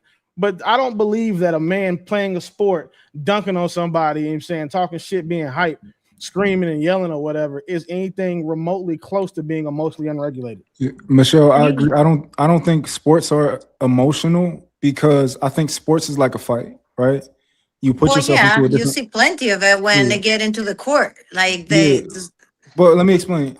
You put yourself into a different mind frame when you're playing sports. So it's like, would you say that a man is emotional during a fight because he's aggressive and he's maybe making noises and all that type of stuff? You probably would say wouldn't say he's being emotional, right? I think sports are like that. Like it's this tunnel vision that you have, and you're locked in, and you're just in a different place. But I don't know if I would call that the same as being emotional. It's just a different and state. again, I'm only speaking for my perception. I'm not a man. I don't play sport like as a competitive man, because men are, like I said, by nature they're more competitive. But I seen that the reactions when it comes to video game and stuff like that, and definitely that is a different level. I cannot compare that guys playing ball or anything like that, because it's very different, and there's a lot of more other outside things that take place. But we do have to name that it's okay. Like anger is an emotion, and it's normal, and it's fine to feel it. There's nothing wrong with that. It's not because a man allow himself to feel that it makes him less of a man. Absolutely not. That's not what I'm going with it. I'm just saying that you guys are allowed to feel that just like we do, that we are sometimes more over the top. Yeah, absolutely. That we lack a lot more regulation than y'all do. Yes, absolutely. I'm not taking that, but I'm saying, it is normal for a man to be, lack of regulation emotionally and get upset and act upon it, because it's an emotion. It's just part of being human. So during Michelle, can I say something real quick, Michelle, during a fight, are you emotional? I used to be when I was younger, and I learned how to regulate that and have self-control. So if you were to get into a fight, do you think that you would have you would be emotional? You would exhibit those behaviors that maybe people would exhibit during sports? I don't allow to myself to get into a fight, and I'm a woman. I don't fight. But if you put me in that predicament, and we have to hypothetically speak about that, definitely I will guide the fight based on how I'm feeling. Yes, I will say, Okay. yeah. So you will be angry during that fight, and it's okay because that's an isolated place where you are allowed to be that way, and it makes sense to be that way. It's the same with sports. We isolate this and we put it over here, and we put this emotion and passion in here. It's the same way during a fight. You wouldn't call a man or a woman emotional during a fight because No. it's an isolated place where it's allowed to be there. It makes sense. So that's the only thing I'm trying to say. Yeah, no, I'm not. Real- I'm not calling per se labeling a man emotional because of that. I'm just saying that y'all are allowed to feel that emotion because anger, it is an emotion. For sure. Why do we have it? Why do we have the idea that men are supposed to be absent of emotion? I think Why men do are. That's the you real have that question. emotion? I mean, why do you have that idea? I think it goes back to the root of it when they say boys don't cry. Every time a little boy gets into some kind of altercation or he falls or something, they be like, "Man up, boys don't cry. What you crying for?" And I think that's detrimental. And you know So what do you that think is? it's an unrealistic? Do you think it's an unrealistic expectation for women It, to it, expect men to not show emotion? why would you want a man that doesn't show emotion? I don't think that we should like be emotional and display our emotions. I think we need to have healthy outlets in order to be able to guide them and maybe redirect their energy in a more positive manner. But when it comes to men, like us being overly emotional, it's very dangerous. Like a man not in control of his emotions is a danger to himself and other people around him. And he has the propensity to effectively cause real harm to people that are smaller than him that he can I like agree. impose his will on. So that's kind of Well, like why it kind if we're of has talking to be. Not specifically that we're about violence, though, emotionless, but that we have to be more regulated with our emotions than the women. if we're talking about violence, I think that's one thing, right? Or doing things that could cause others harm. But the sheer display of any type of emotion, like I think you could cry at like a funeral or something, like if a parent died, but that's about as much acceptance as society would typically allow for men. Otherwise, you're deemed as a bitch or soft or But you anything gotta else. understand, Chef, that's how they built it. That's how they created it. That's the blueprint they laid out for men. Who was they? Understand that, but why do we The perpetuate it? patriarchy. So there's a difference between a man being overly emotional and a man just showing emotion. These are different things, right? I understand the idea of telling your son, yo, we're not telling you don't cry ever for any reason. We're telling you don't cry for this, right? We're teaching you how to regulate your emotions and where to put them. Like, right, when you tell your son, yo, you fall and you want to cry, and you tell him not to cry, he'll stop crying when he falls. You know, and you'll show him, you'll be like, yo, you cool, look at you. You're a big boy, you're a man. Look at, and you might pat him on the chest. And he's like, oh yeah, I'm cool. Right? Yeah. We're training them to control it when you can control it. But of course, there are situations where you want to be emotional and it's going to manifest in tears or something like that. You look with small children. Based on what parent goes over to them when they get hurt, it depends. Tell you how they're gonna react. The If reaction, the dad goes yes. over to him, then he's not gonna cry. But if the mom goes over to him, all that lovey-dovey huggy shit, he's gonna start crying. That's why their dads say don't do that, because we don't want our sons to have that to be their default response when they are hurt or when something gets hard. We don't want them to be saved by their mothers all the time, because that's not what's going to happen later in life. Sometimes it's necessary for them to be saved though, but it's just not in mass. It's not an all the time thing. Like if anytime my son gets hurt and he was like hurt, there's a different type of cry. Like you can tell like when he's hurt. That's when you let his mom go out there and do her thing. But he get a big hit in football, or he get fouled playing basketball. We're not crying about that. Like get your ass up and do what you want to do. Because like Mont said, there's nothing wrong with being emotional. It's being overly emotional. And a lot of times young boys become overly emotional about adversity or things that harm them or hurt them. So I I know think that. about three of y'all right now have. I'm only gonna ask this one more thing. I heard about three of y'all say the word overly emotional? What's the acceptable threshold? That because your overly is different than my overly, and that's, I think that's where we're running into a wall. Is that what's the actual acceptable threshold where people will say, okay, you're not a bitch for crying about that or displaying some sort of emotion. You're a human too.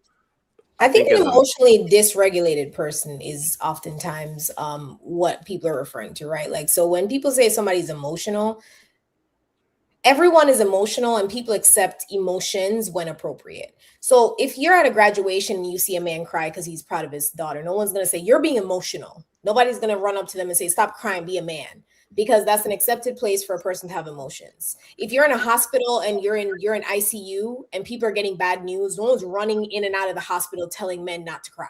Nobody's doing that, right? So when you talk about like people saying overly emotional, what they're referring to is misplaced or inconvenient displays of emotion.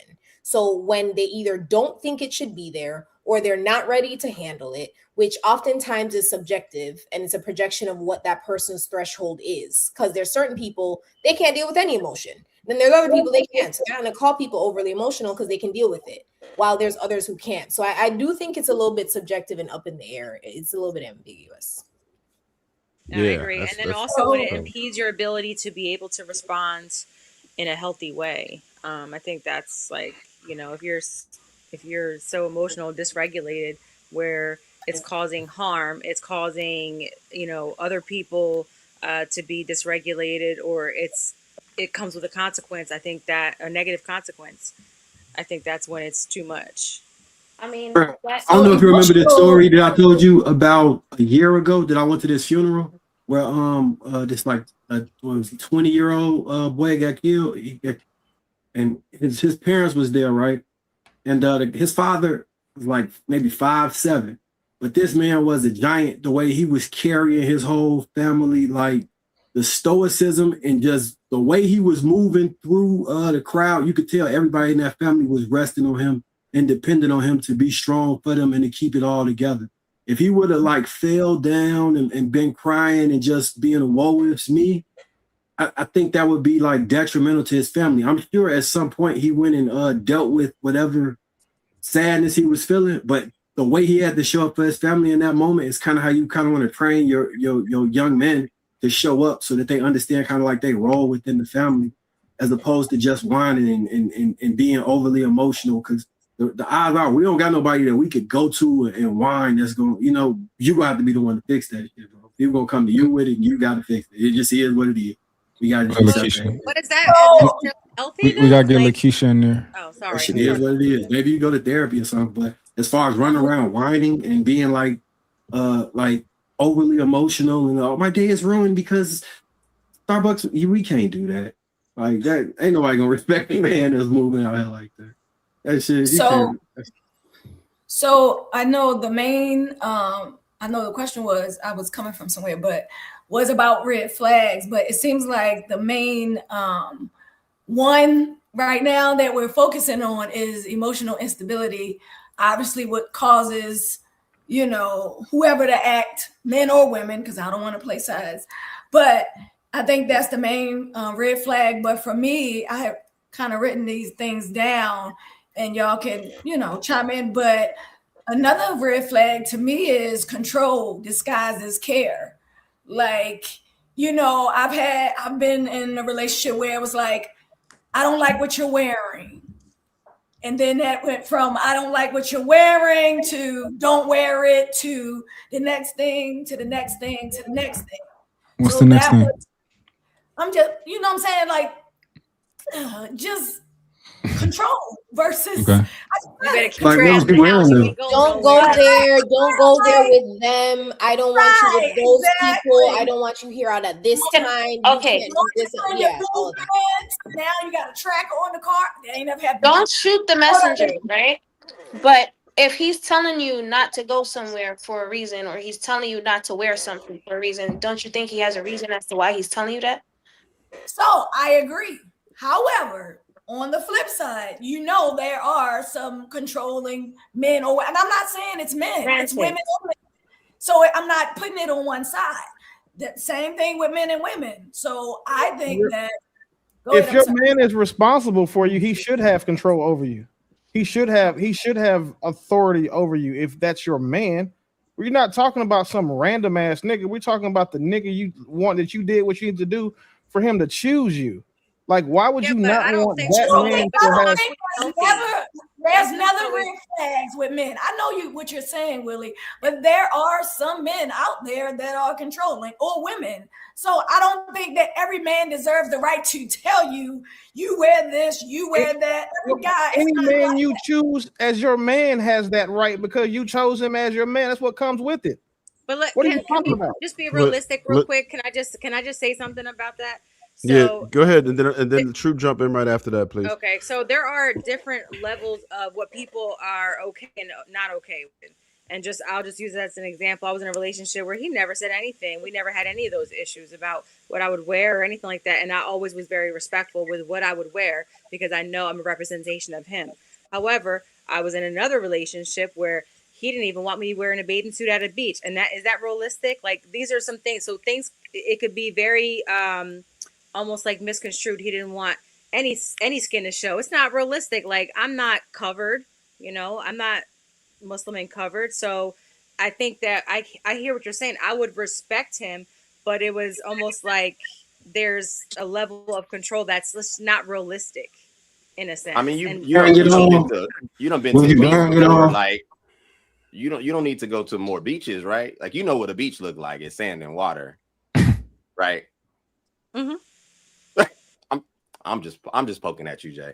Oh, I was joking with the bear at all. That's the name of your podcast, right? That's what I said. That's not necessarily me, y'all. I'm just saying that was just one that I wrote down. Control, disguise as fear. I wrote down how they handle conflict. I think y'all kind of talked a little bit about that. Like, when people shut down or explode. I was married, and I never had a argument per se with my ex-husband, but when the moment he punched a hole in the wall, I was like, oh no, it was shocking. And he said that he only did that because he felt like at the moment he had no more control over the situation. That was his excuse. And then he wrote a letter and all that, but I'm divorced now. But I was just saying, like, stuff like that is another red flag. How do they control handle conflict? Do they shut down? Do they explode? Do you feel safe expressing yourself, men or women? Go ahead, True. You laying down some solid stuff, Lakeisha. I think sometimes women want men to be women. A lot of times what I hear is that you guys don't really allow us, and I say allow loosely, to express ourselves in our full range of whatever that looks like. And that could be a lot of variables, to you not being raised by your father, to you not seeing what actual healthy masculinity looks like, whatever your lack of experience or exposure may be. I think a lot of times, depending on how old the woman is, her experience with men is usually through a tube, like a TV. She don't really understand the full range of what comes with being man. And then on the flip side, I think some men are not good at also knowing how to express oneself and also explain to her how he's feeling, how he's thinking. A lot of times what I typically see, we're talking about a healthy man. Healthy men warn. And what I mean by warn is that they instruct, they talk, they express. A lot of times, a lot of women don't listen, and they miss, or they don't do a further deep dive of what he refers to. Sometimes they hear something like, I'm just going to poke at Jay, and I don't want you wearing that to the beach.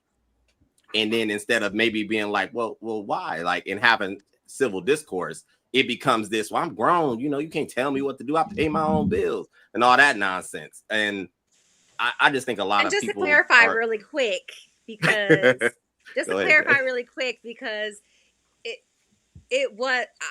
I'm not wearing like thong bathing suits and stuff like that. I wear a one piece, I'm a little thick, a little bubby, so I'm very like respectful of what I wear, right? And it wasn't until we were going on a trip, and it was like, what are you wearing? What are you going to wear as a cover up? I'm like, I have cover ups. And it was like, well, yeah, but did they go all the way down to your wrist and all the way down to your ankles? Like, you know. So I'm just But saying, 'cause y'all trying to come at me in the Hold up. chat here. No, nah, Jay. but Real quick, Jay. Like my girl, she got nice shape, and we was at the she put like a one piece on because we was at a family pool, not in the family, but we was at a Lifetime pool. And I'm like, I'm just looking at like, you still look good. Like I don't even know if that Joan is like it was a one piece, and I'm like, I don't know, I like the way We that didn't even looks. So I get don't. to the beach, though. That's what I'm saying. We didn't even get there. This is like in prep. We didn't even get to the beach yet. You know. I think though that you do a better job, and I'm saying women, you would do a better job of figuring out what that man's tolerance level may be. Control may be a thing that may be. I don't know him. I'm just speaking again in general. When you're in a relationship, there is a certain level of flexibility, I believe, that you have to consider. That's the same even on our end. There's certain things that, not myself personally, but I know dudes, they may smoke cigars or may drink a certain way. I think that the way you move, you got to be considerate. It's just plain consideration. So if you're going to throw something on your body, and I know like we going somewhere, it may be wise to be like, hey, how you feel about this? When you think this look good on me? Like my lady shows me all her outfits, especially if you're trying to put it together. Not that I'm gonna be like, don't wear that, don't do that. But I think she actually does care about how she looks, how she's presenting as an individual, as well as being in a relationship. And I just think that's respectful. So I think that I'm just saying these could be considered red flags. I'm like, Jay, let me straighten this all out. Golly. I'm just saying what could be considered red flags by some of the vast majority. I also wrote down the whole love bombing thing. That always comes up mainly with women. Well, no, I'm gonna say both, but mainly, the love bombing where, all the constant gifts and constant affirmations and constant everything. Some people can view that as a red flag because then you're rushed into a relationship with those people per se. So what do y'all think about the love No, bombing? love bombing is a red flag. Oh, go ahead, Mont. Sorry. No, I think love bombing is a red flag. Yeah. But you're saying love bomb. You're saying as far as like buying new things and affirmations, Yeah. and then what? You know, like those guys that they just leave with their money. Yeah, he he's trying to buy you. Yeah, you pull up to a date. Where they at? He got flowers. He got you this. He got you that, and it's like, yo, I just met you the other day. That's a red flag. Well, what if somebody just Yeah, I don't believe that. What if he just got it like that and he just likes to show his And appreciation? it's still a level of reasonability here. Like I would, of course, like you would love to like go on a first date and just be like, "This is my wife. Let me give her everything." But we know you got to chill out. You can't do that. It's a certain way that you go about things, and it's a certain level of investment you do gradually. And it's just, We just talked about this in one of the other. I think it's relative, to be honest. Would you come with any small token of anything on your first date or no? Never. Most likely never. Really? Oh, I would. So wait a second. Hold on. Wait. So it's a thing now where we supposed to bring women a gift on a date that we're about to have to pay for over the course of us paying. Nobody said it was a thing. That's like I'm asking just to be clear because he said like a small token. Like, bitch, this date is a token. No, like, well, I've seen it done. Right, I'm not. This isn't something that I practice. Wait. Have you ever done it? No. Or like men of your ilk or higher, do they do that? Some people do. Some people do. Even though I don't practice it or something. That's on like the first date. On the first we date, got to give context. The only way that it matters, that is reasonable on the first date, is if y'all been building a rapport for a while before y'all went on that first date. Well, usually that's how it goes, anyway. No? Which you should anyway. Like y'all should have had. How it goes, because when I said that it took me forever to go on the first date, you were one of the main ones thinking I was crazy. Yeah. No, because you said it takes you forever. It shouldn't take you forever. Yeah, I said it took me a couple weeks, a month, something like that. You said months. Okay, yeah. so if you that's not forever, but I hear you, Toya. So do you think it's wildly unreasonable? And I went and got them a card. It was his birthday, yes. and I got them a card, and they thought that was like the sweetest thing. I don't think it was his birthday, Jay. It was his birthday. That's different. Okay. Well, when have you went on a first date with a dude and brought him anything, even a free cologne sample you get when you were shopping for yourself? Like it just doesn't happen. That's what's blowing my mind. It's like it's already bad enough that most men have to pay to get to know a woman, to find out that one, she doesn't like him or he doesn't like her, but he still has to pay. And now the idea that you got to bring a gift. No, I don't think I that's think what I think I think first He was date asking. first date is kind of wild. I think first date's kind of wild. But we were talking about Mont brought up love bombing in general, and I would say the beginning of the relationship, and I think that's a different story, especially if you built the rapport and been talking for a while. I think it's all relative, right? So for some people, that type of money just doesn't matter, and I'm not saying you have to earn it or she's requiring it. That's stupid. But if you just you know what, I saw something dope, I thought about you. I don't see the problem with that. No, that's fair, Trev. That's fair. That's what I thought you were talking about. Yeah. Yeah, But but there are some women who will see it as a red flag and call it love bombing. No, because Trev. maybe they're used Because to they it. don't know the difference. Love bombing, what differentiate a nice gesture from love bombing is the intensity that it happens. It's just like, so if the women lack discernment, then she's toast and she's gonna be single forever. So if a nigga shows up with, you know what I'm saying, some perfume he thought smells good on your first date, that's not love bombing. But if he buys you a car and he pulls up and has it in the parking lot after, that's love bombing? Where is this? Dang, a car, that's definitely love. So now y'all quiet. say that I think it's interesting. Once again, like we kind of get into Hold on, I'm these, pretty trying to go. Good. yeah, we kind of get into these spaces where we monitor other people's pockets, their intentions a little bit too much. And it goes back to the initial questions where how much are people required to divulge about how they do dating in a public sphere for you to approve of, right? Like if a man decides he wants to give a present on the first date, who are you to tell him he can't, right? If a man decides he doesn't, who are you to tell him he has to? If somebody decides they have a cap on their finance for the first date, who are you to tell him he needs to raise it? If he decides he does not want to have a cap and he wants to fly somebody out on the first date, who are you to tell him he has to have a cap? Like I'm not understanding this part of it, because people are quite literally allowed to do whatever the fuck they want to do with their lives and with their dating expectations. They're allowed to do that. There are some people who fly people out for a first date. They fly them out and they don't think anything of it because that's just what they do. And then there's people who argue over a 2 for $25 at Applebee's. And I want the fifth, whatever you call those little damn things that you dip in the marinara sauce. What do you call them? Mozzarella sticks. Yeah, those. Yeah, like I want the fifth one. There's 5. I should get 3 because I paid for it. Like there's people who are doing that. So I think it ranges. We can't really decide for people what they want to do on a first date. I think you're mischaracterizing the conversation. Like, we're talking about best practices, and we're talking in general about, okay, what could this look like if a man is doing this to you? Like, what does love bombing look like? That Love wouldn't bombing, be a mischaracterization if it's different. Well, no, because I think you were saying that we're just trying to tell people what to do, but we're talking about love bombing is a real thing, right? And we're talking about, okay, what does it look like? And when should you be suspect? Like, when should your antennas be up? We're not saying that you can't meet a man and he do all this stuff on the first date and that end up being your husband and he's just the most best man ever. We're just talking about, in general, what do these things tend to look like? That's all. No, I get that.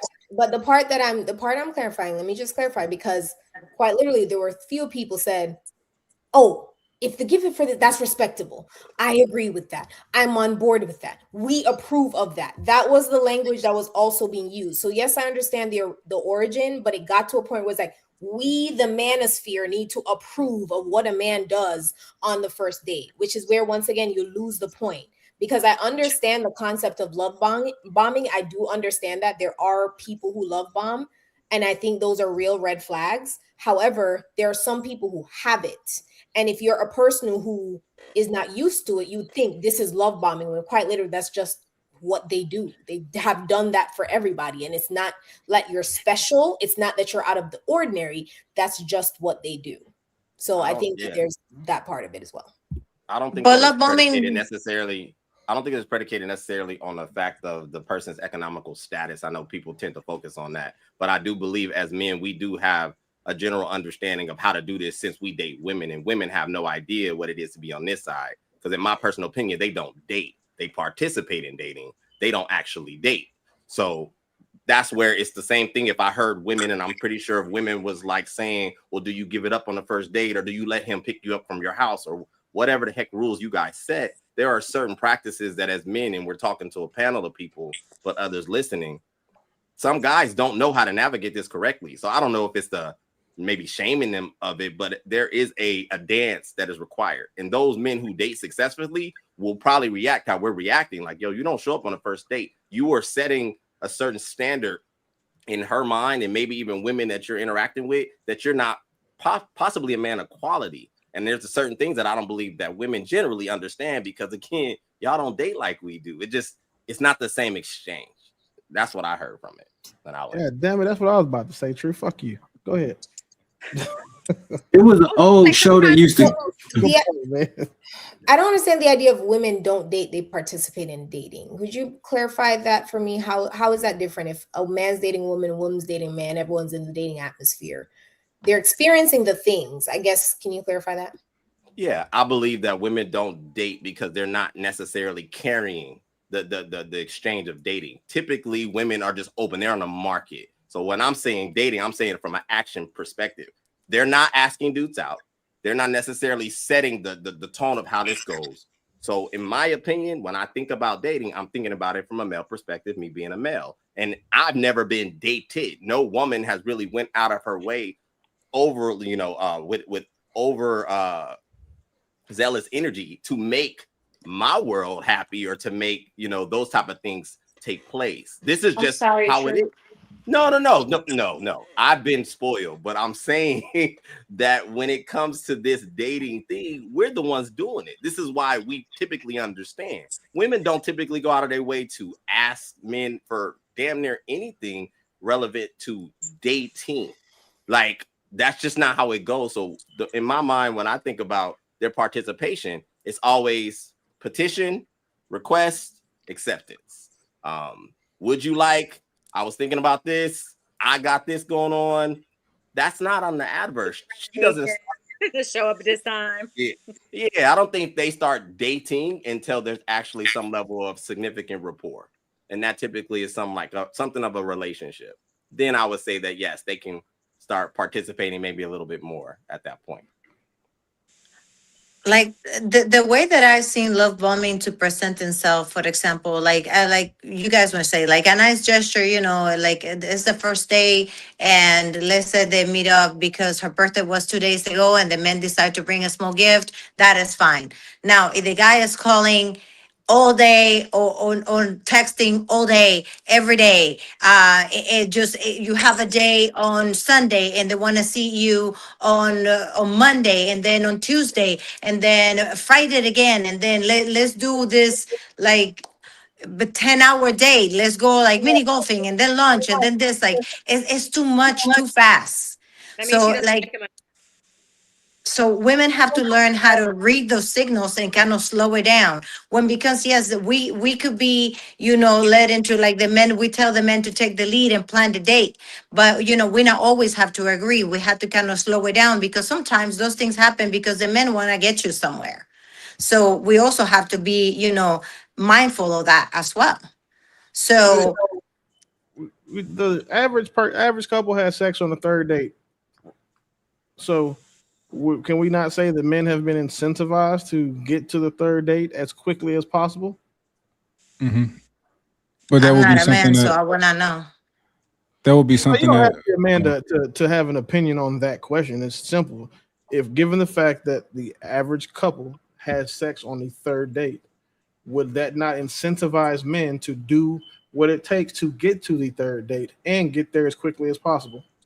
Of course. Yes, that could be. However, we can do one date this week, another date next week, and then by the time you lay with that man, you already have almost a month report.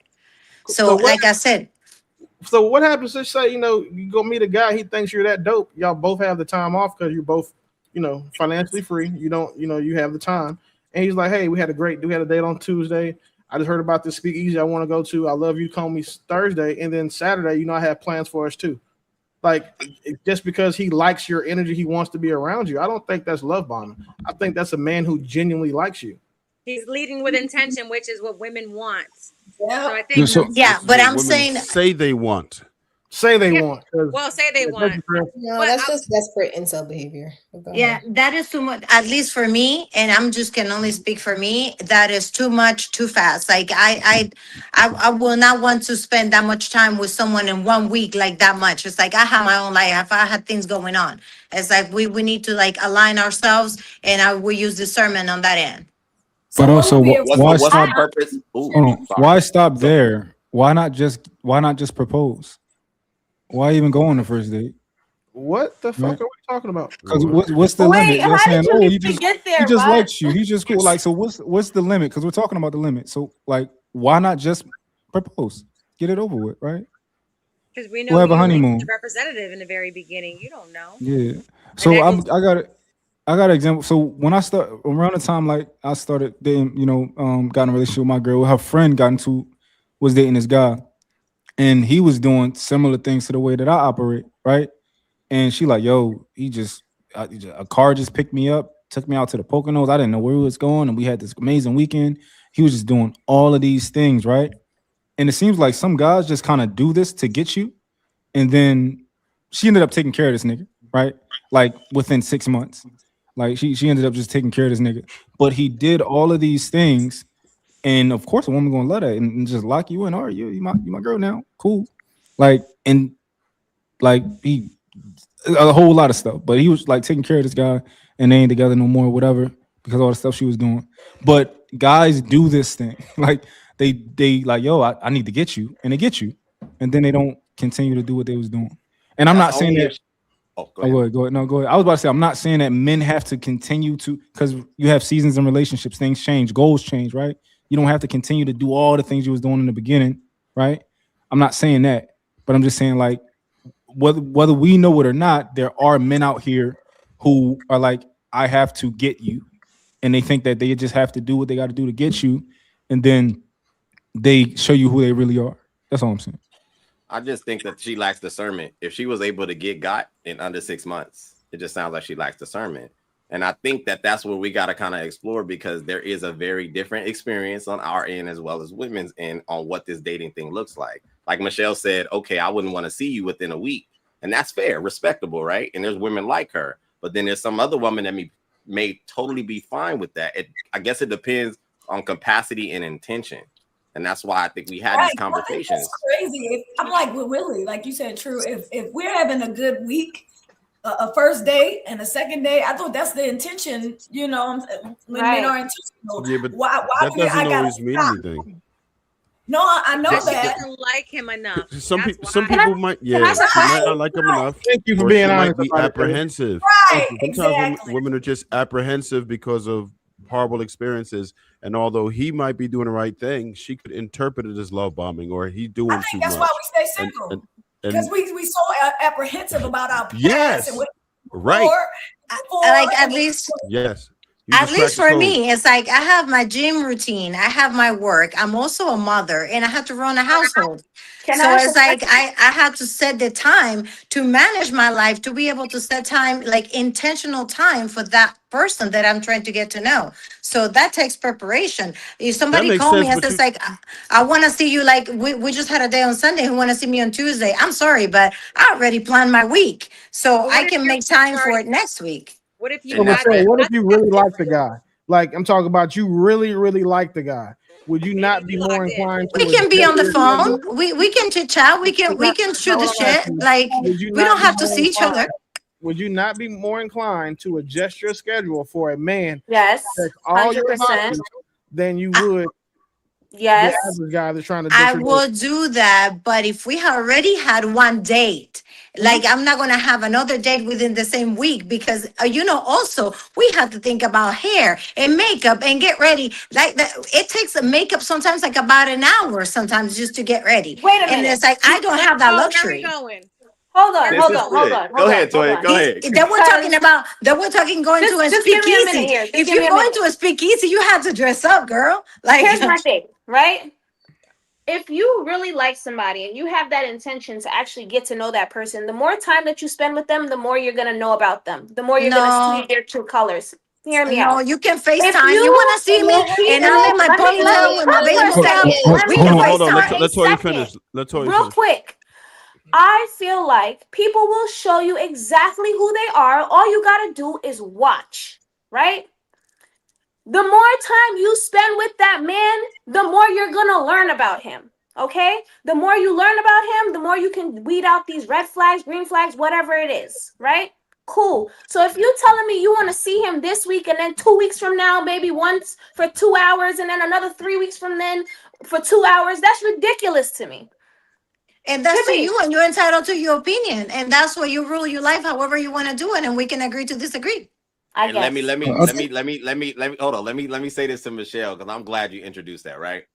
When I heard what you said, it's respectable, but I'm gonna tell you from a frame of reference that a man that got options, you would fall to the bottom of the list, because there's so many women that if I heard a woman that had she in rotation, because if you're meeting a man that got options, you're not the only one, right? So And if that's she told me fine. exactly, no, I know that's I'm not. It's not you. It's women that may think like you. That right there would tell me that you're not that serious, or that you don't like me that much, or whatever it may be, because everybody got the same freaking 24 hours in a day. And I'm pretty sure your life is not more important than mine. So if you're telling me that you got your crap planned to the T, that you can't spare an hour and a half because I'm intentional about you, that's going to be problematic. You're not ready for a relationship. Your life's not set up for a relationship. That's what I would hear. Yeah, Well, and I can I just say something and real again, quick. So can I just say something real quick? So I have like 5 jobs. Okay, I'm constantly in the mix of stuff. I'm a hustler, so it's very difficult for me to have multiple dates in 1 week based off of my schedule. 1 week I might be free because I make my own schedule. 1 week I may be free 3 days, right? But I have other priorities as well. So I think there's a difference of whether it's you have multiple things going on and you have to plan, as opposed to you wanting to move your schedule around and wanting to try to maneuver. And if it works this week, and I can see you next week, and it might be multiple times. I think we do what we want to do. And if we like somebody, we meet somebody and the vibe is right, and it's like, I can't wait to see them, then we gonna make sure it happens. because here's the thing, and like I say, and I can only speak for myself, but the reason that I say that is, first and foremost, like I said, I'm a mother, so my daughter has cheer practice at 6 a.m. 3 times a week, and then now that we only have to be up at 5 a.m. to make sure we make it a practice by 6 a.m. But then I had to go to work, then I had to get her home, and then sometimes she got 2 games that she needs to cheer for, football and basketball. So and there sometimes they play back to back in the same week, 3 games. So it's like I need to be there for my daughter. So trust and believe that when I get home, I don't want to see my phone. I don't want to see anything, because I'm been overing this kid back and forth and helping with hair and makeup and And with carrying that being bags. Well, then said, you with don't have that being time to be said, in you a know what? relationship. You don't That's have not time for true. it. I do, because I was, How? and Can I How do can you I get have back to time for a I man if you said just said you don't have time? I That's said the intentional time, if with the person that I'm talking to, I will let them know what my lifestyle is. If they agree, then that's when we align, because that's what you date people, to make sure that they are in alignment. So if he So Michelle, what understands if that that, man said, you know what? I know your daughter has practice. You know what? I want to see you so bad. Can I come he sit can with come you to at the the game? game. He can come to the game with me, of course. And then we can grab pizza. That's fine. But it's like, I'm not going to stop my life and show availability for a man because I already planned my week.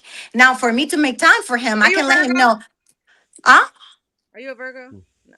No, I'm a Capricorn. No. Okay, so hold on. let me real quick chime in, because I understand like the whole dynamic of everyone has a different situation. And that's why some relationships quite literally take 10 years for them to decide to be married. Some relationships, they get married in 6 months. Some relationships, they get married in 2 years. That's just kind of how these different dynamics go. And this is why I'm saying that this whole setting out rules thing is just really irritating, because the same shit just don't work for everybody, right? But when it comes to, like, for example, your situation, Michelle, a person who wants to have a close connection to a partner and wants to get to know them and wants to know all the things, they would not vibe with you. You'd probably vibe with a man who's a little bit more autonomous, right? Versus some people would vibe with a man who's a little bit more interdependent. Like these are all just you finding the people who you vibe with personally, right? And if you want to have these deep conversations, these deep dialogues, then you'd want to be with somebody who's able to be on the phone. Some people hate the phone, they want to be in person. So like there's all of these things that come into play when trying to like date people, that I just don't know if there's rules that would say you don't have time for a relationship versus you do. Your relationship, Michelle, would be the type of relationship that a military person would thrive in. Why? And my Because husband was military, and we already military made that. people, I like, was they married just for go out 25 for- years, so That's what yes. how did I know That's that? not Why? Because the Until whole he's retired, oh my that's gosh, not true. hold on, look, okay. All right. What I'm not saying it's 100% true, but what I'm saying is there's a certain type of woman who can be a military wife. Some women could not, because some And I women are was. like, I was oh one for the no, longest time. So every single night I better see you every day, right? And there's some women who's like, you know what? I'm cool with a cool 6 months without seeing you. We can talk on the phone, we can send letters, we can whatever. People are different. I don't know how much I feel like this stuff is like needs to be one rule. Mhm. And I yeah, was like gonna say, to me, a man that is too codependent of me, it will suffocate me, because I want to have my autonomy and he can have his. We can get together and just interact and do something. But and again, it goes back to alignment. That's why you talk to people, you see if they're in alignment with you, and then if not, it's not. Then it's fine, and it's no harm, no foul. and I think dating is like I think it's a dance, right? And I think men lead the dance, right? And I think like I don't think it's weird for a woman to be like, "Oh, you're doing too much too fast." Like, "Oh, 2 days in a week, that's a lot." Like get in where you fit in. You know, you're going on a date. You know, next time you get hungry, be like, "Oh, what you doing right now? You hungry? Let's get some lunch real quick." Like just stuff like that. They don't gotta be like, "Oh, let's go on a date again tomorrow." You know, and stuff like that. It's a dance. Like you gotta know how to lead it. The same way, like y'all doing the nasty, you don't want to just jump right in there and just be like, no, it's a dance. Like, you know, take your time and just make it make sense, you know? That's all I'm saying. I So, think that's fair. Michelle, I can understand, because between the field problems, staff duty, deployments, all that, I can see where you're, I want to say independence, right? But where you were forced into that role of you was doing everything. I don't know how long you're married or still married, but you know, like I said, spending 20 No, years. he passed away. Oh, I'm sorry. Oh, But like knowing that, you know what I mean? Like you had to deal with a lot, and you've been doing it on your own for probably for so long that's kind of what you used to, you know? And I have prioritized being a mother than date and do all the stuff. I just recently got back into the game because my daughter is old enough that right now I don't need to be as nurturer as she needed to be, because when my husband passed away, then I needed to step in and be a mother and father for my child. And it needed so much from me that I didn't have anything to give anybody else. I needed to nurture myself and my child. I needed to heal. I need to make sure that everything was in alignment before I decided to take that step. And I realized that, you know, if dating is not a priority for me, because I still had to a lot of commitment with my daughter and prepare her for college. So when she goes to college, then I can do whatever the heck I want to do. Michelle, at what point do you see being interdependent in a relationship as valuable? It is valuable to me when, like, if the person have the right amount of commitment to build something with me, he will definitely would be in alignment, and we will interact with each other and be part of each other, and I will treat him like my king, like he will be all to me. But you just said that you want to have your autonomy. Yeah, in the sense of that he wants to go fishing and a fishing trip for a weekend, he can go. Like I'm not gonna be stressing about it. I don't need to have that man's phone. I don't need to check anything. Like, you know, it will be enough trust for him to do whatever he needs to do and feel that he has his own time for his guys and stuff like that, because men needs that time. He don't need to be attached to my hip. What for?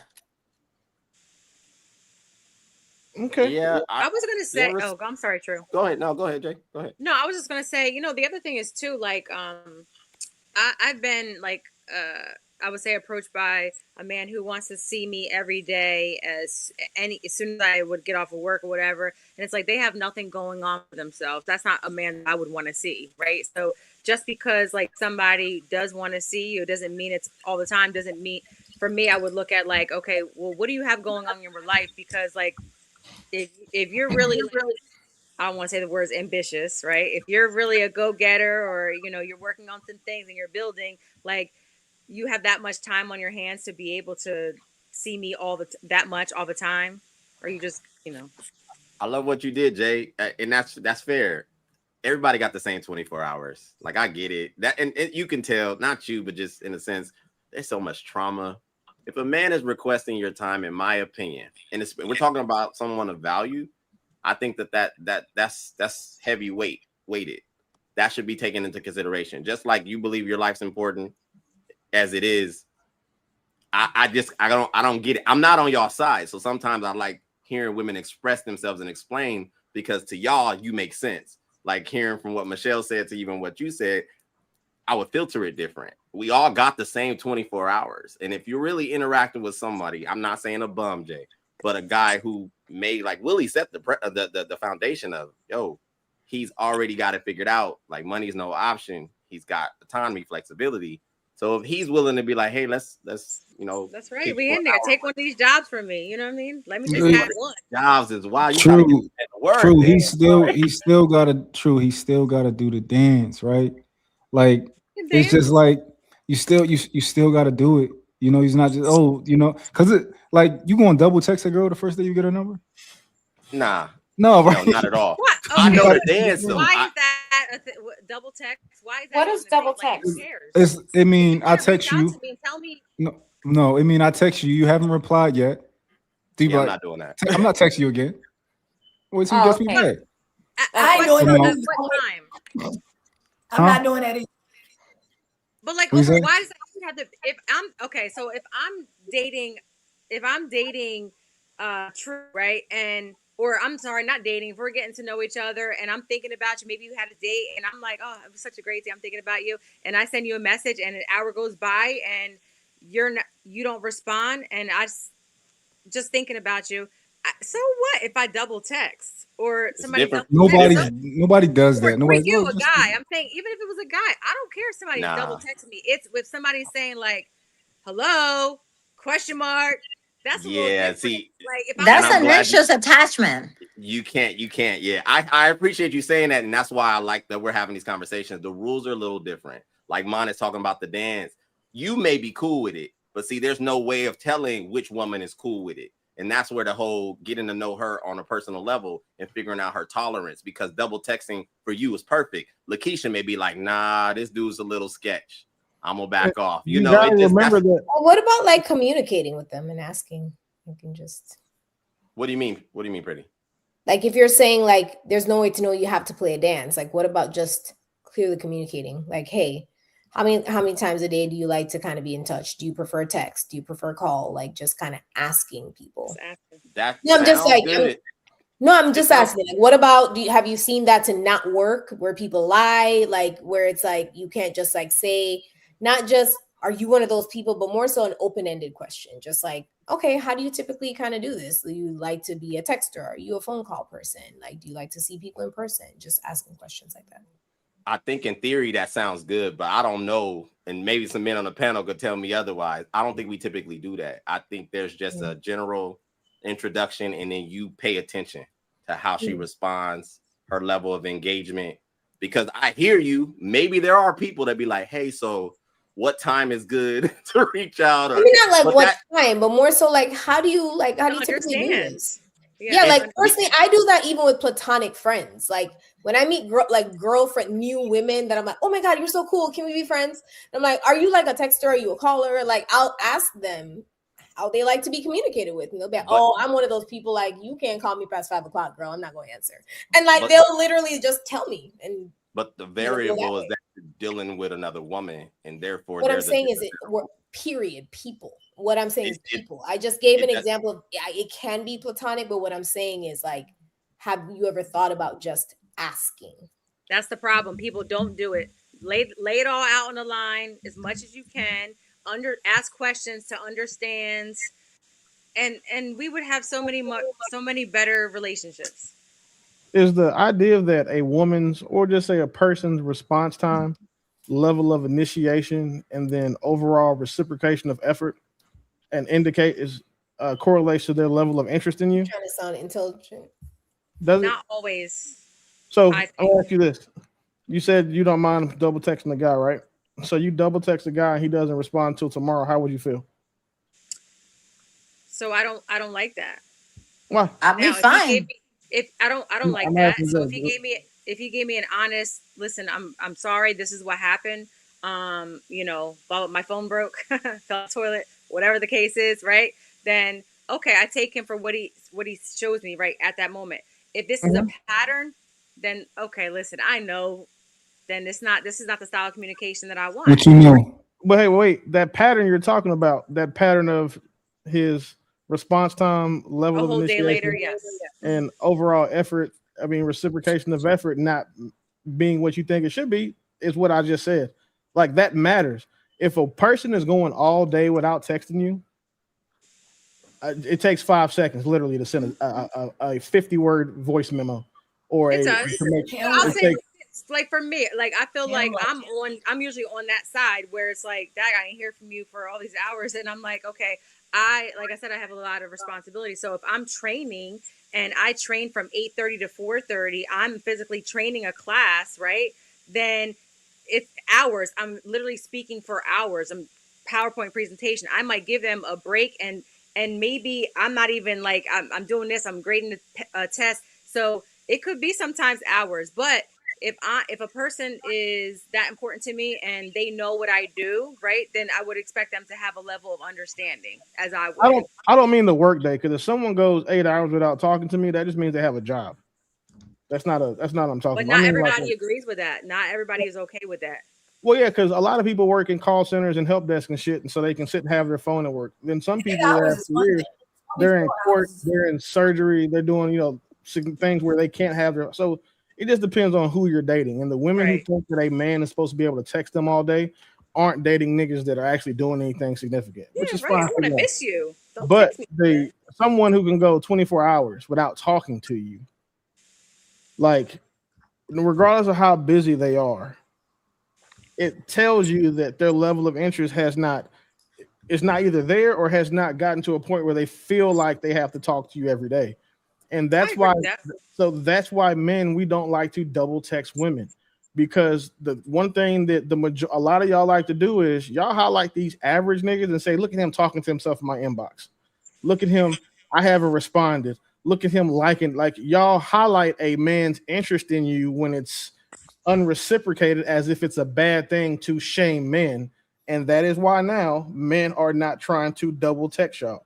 They're trying to move at your pace when they're talking. So You know what? I will agree with you. give all that. I agree with you. However, them guys that be talking to themselves in your inbox for forever, that's a little red flaggish. So like, yeah, because they double text you. You double text the no, girl. not double text. I'm talking about the people who actually be in your inbox having conversations with themselves. Yeah, or the ones, or like the women who, when a man doesn't respond, I guess you over there with your other hoes. It's the same thing. Like I y'all would do the never same entertain shit, that right? kind of conversation. Like that's juvenile to me. Yeah, That she's a sounds so child. ridiculous. Like he don't have a life. Come on, we're gonna be honest. We're gonna be honest over here, right? We're gonna be honest. Y'all know Never have I ever. Maybe not you, but you. I mean, maybe not you, but you telling me you don't know no women that act like off kilter. She told us about that girl she works with. I guarantee you, she texting her nigga like, "Oh, so you ain't looked at your phone in the 36 seconds since I texted you last?" 100%. Or be like, I see you on Instagram, see the green light. Bruh. Oh, so you can post on Facebook, but you can't return my text? Text me back. Like, not driving me funny, but I think women cornered the market but you on on both. it though. Am I? Where's the lie though? So that's the thing, right? So the cool part about social media is you've been in the military, so you understand. You worked in a skiff before. You understand? And we can get on Facebook from our computer. So you can text me all day on my phone. It's outside in a lockbox in a Faraday bag.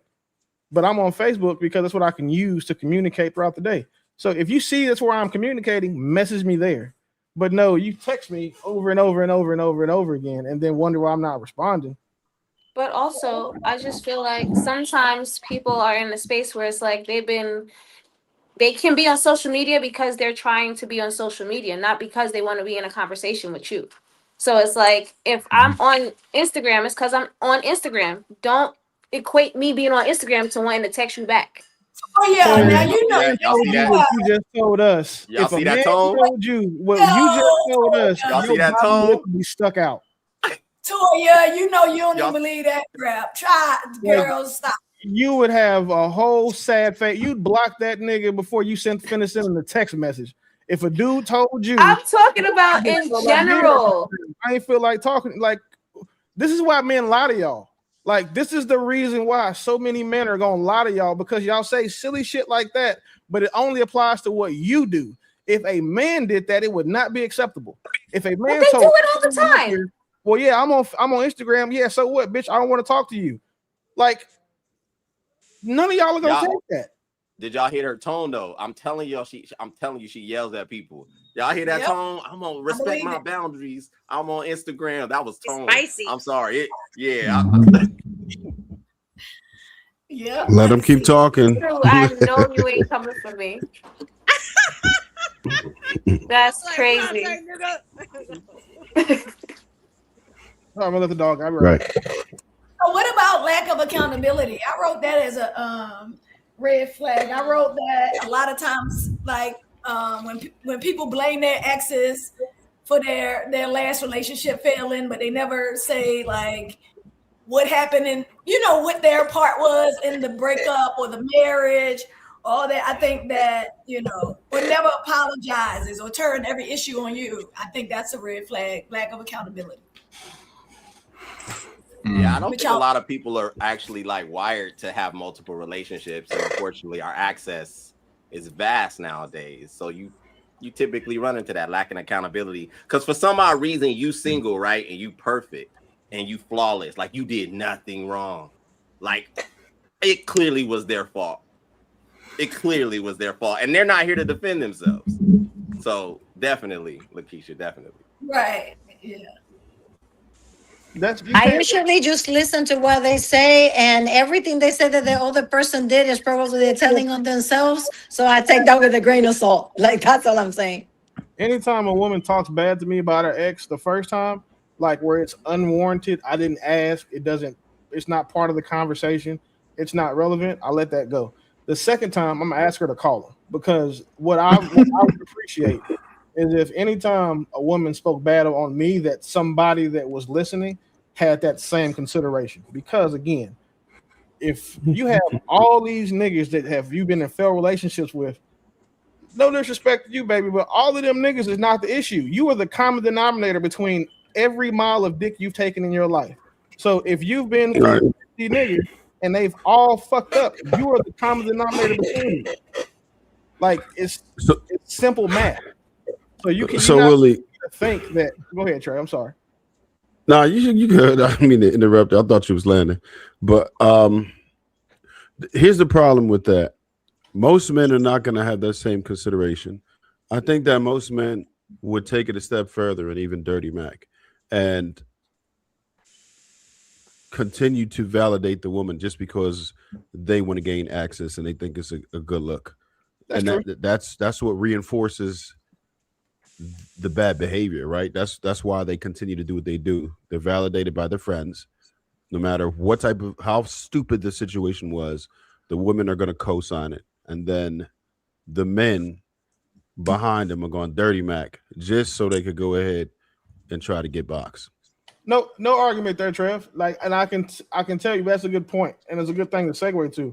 Ladies, if you ever hear a man having a dirty Mac on another man, that's how you know that nigga knows that your other nigga was above him and he's beneath that nigga. Because dudes who are up don't dirty Mac on other men. It never happens. Like, you never in the history of life will see a man who is doing better than someone hate on that person.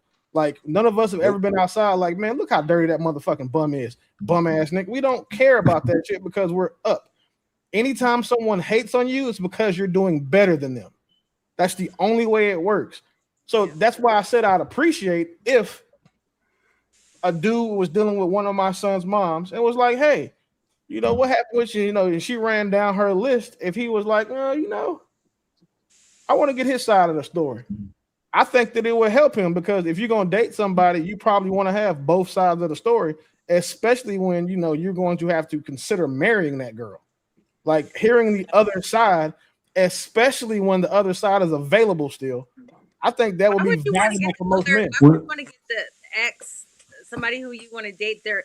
I could care less. I don't want to go talk to some guy's ex just because. You don't have as much risk as men do. That's why. We care because you're saying men should just go do it. Yes, men should. Because this is the thing, right? The version of like, so you're dating True, and True's been with two dudes. You've been with more. Whoa. Because men have been. Oh shit! Pause.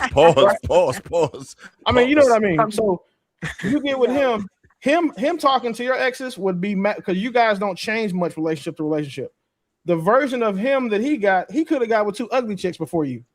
So now you're the pretty. So he's elevated now. So you're not going to understand what he's like in a relationship because he's never been in a relationship with you before. You more likely have dated a True before than he has dated a Jay. So now him talking to your exes and finding out like, damn, is she really like this? Does she take accountability? They're saying that she honest? Does she saying that she lied? Does she cheat on you? Or getting the other side of those tales you've told him? That shit would work. But I don't think it matters. I don't think it should matter, right? Because I think that a person could be in a relationship with somebody and you get a different version of them than they are with somebody else. That's a fact. I think it's just kind of silly to even take what somebody says into account. You could be with somebody, they could cheat on you, they could treat you like crap, right? And maybe they grew over the years, right? And now you're in a different relationship and they worship you and you know, I'm not saying worship. Yeah, but like, these day and age, Jay, a lot of stuff is based off referral, like referral based type stuff. I'm just going to use that example. What's based on referral? Like if you a restaurant, I'm gonna say a restaurant. I'm gonna say wherever you go, a lot of people base stuff off of referrals, right? So let's just say if we was to use Willie's example, you know what I mean, as a referral, as your ex, I think that who we are today is framed off of our relationships from the past. Y'all can say it, whether you healed, unhealed, half healing. Everything you are right now is a representation of your past relationship. So if it was a thing and somebody was able to get your man facts or your women facts, I think that would be a great idea. Trev, do you know how cooked women would be in mass if there was a T app that men had for women, or there were groups? They got one. Wait, I'm talking about that was as popular that had 9 million. Oh yeah, well that'd be different. Or these Facebook groups talking about, do you know him? Do you know how cooked women would be if men were in mass sharing their war stories behind these women? They would be cooked for real. Maybe they should. No, they shouldn't. Right. And this is why. If they did, the female's unalive rate's gonna go up, the female divorce rate's gonna go up, and the domestic violence rates are gonna go up because a lot of these women are in relationships with men and also fucking 2 or 3 other niggas. And now you finna get beat up by 4 niggas at one time. Like, no, that's a terrible idea. So we can't sit here and pretend as if like y'all's history is any less important than ours, because at the end of the day, we're the ones risking everything by choosing you and giving you our last name. We're the ones risking everything by giving you a child. We risk significantly more socially, physically, and financially than you guys do on any front when we choose you to be our partners, girlfriends, wives, or the mother of our children. But do you think it's not going to be a true account? You left somebody because they were, this way. You think they're going to give you the real? No, So this is the thing, right?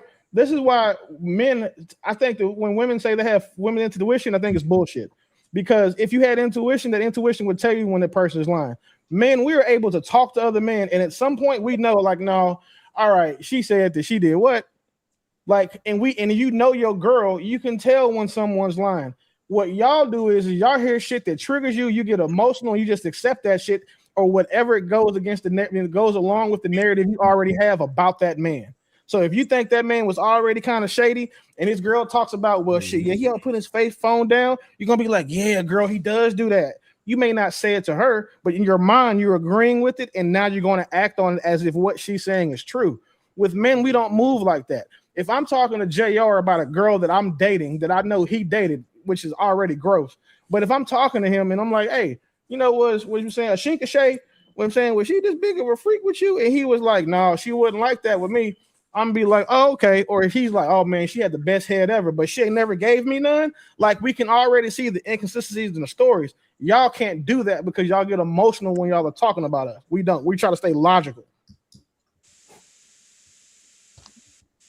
I mean, I do have to agree that it's a large, vast majority of women that lack accountability when they're switching from relationship. They don't take the time to heal, but there are a lot of unhealed men out there too.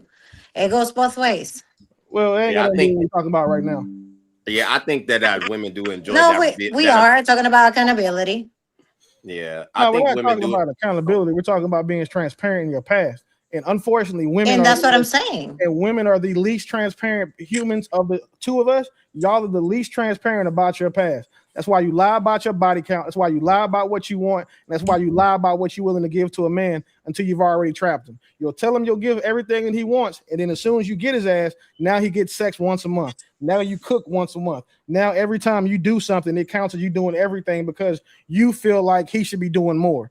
That's what happens. So there's no argument you will be able to make that will substantiate your idea or the premise that women are more transparent than men. It'll never happen. So do you see? I'm not saying this in general because again, there's always exceptions to the rules, but there are a lot more good women that get cheated on than good men that they get cheated on. No, hell no. No, And You there's that's a disagree? lie. Well, yes, and I tell you, I agree with Absolutely, you. that's a I agree lie. with you. like That's a Say lie. that one more time. There are women. I agree with you. I ain't gonna This is lie. why. Because a man was good in January, now she's saying something better. He's no longer good in April because her taste and her wants have changed. Niggas don't do that. A guy gets with a girl that's solid, he's likely to stick with her because we know how much of a headache it is to go deal with new women. We're gonna stick with her while we cheating. Every one of us know what we got a bag already. So we know what it's like to go out there and have to vet a new chick to figure out if she with us for this, she with us for that. Has she has the homie smash? We not trying to do that, but a woman to go out, have a nigga with a bag, see a dude with a bigger bag, and be like, "Oh, my man could be doing this," and now he's not doing enough because it seems so easy for the other nigga, and now she's like stargazing. She's starstruck by the other dude, and then two, women are hypergamous, men are not. We don't do that hypergamy shit like we want the best available, like we want even if we've already got. So that's not how we are. So fuck no, I don't think that men. No, you just want a cake and eat it too. But that No, goes I think both men ways. cheat more. Didn't it just come out recently that there's like 40% of women's like that the men are fathering 40% of children that aren't theirs? This was like recently in the last couple of months. But that's not based on cheating, though. That's just based on stepdads and all that type of stuff. In reality, bro, y'all know we cheat more. Like, I don't think sure cheat. I don't agree. It's not a disparity. Men and women both cheat a lot now. Women have exponential access than what they've had prior to what it is today.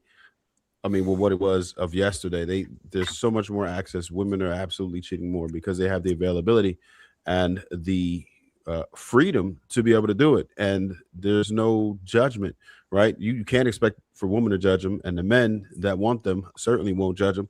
So they're free to do what it is that they want, and they have a greater opportunity than men because women can pretty much at least sex with any man that she wants, nearly, right? I'd say 80% of the dudes who she wants to at least smash, she has availability to do that.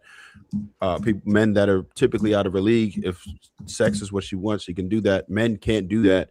We understand what our actual place is in the sexual marketplace because our results will tell us in every way, because the woman will not go out with us, the woman will not deal with us on any capacity if she's not feeling us, whereas men will punch down consistently.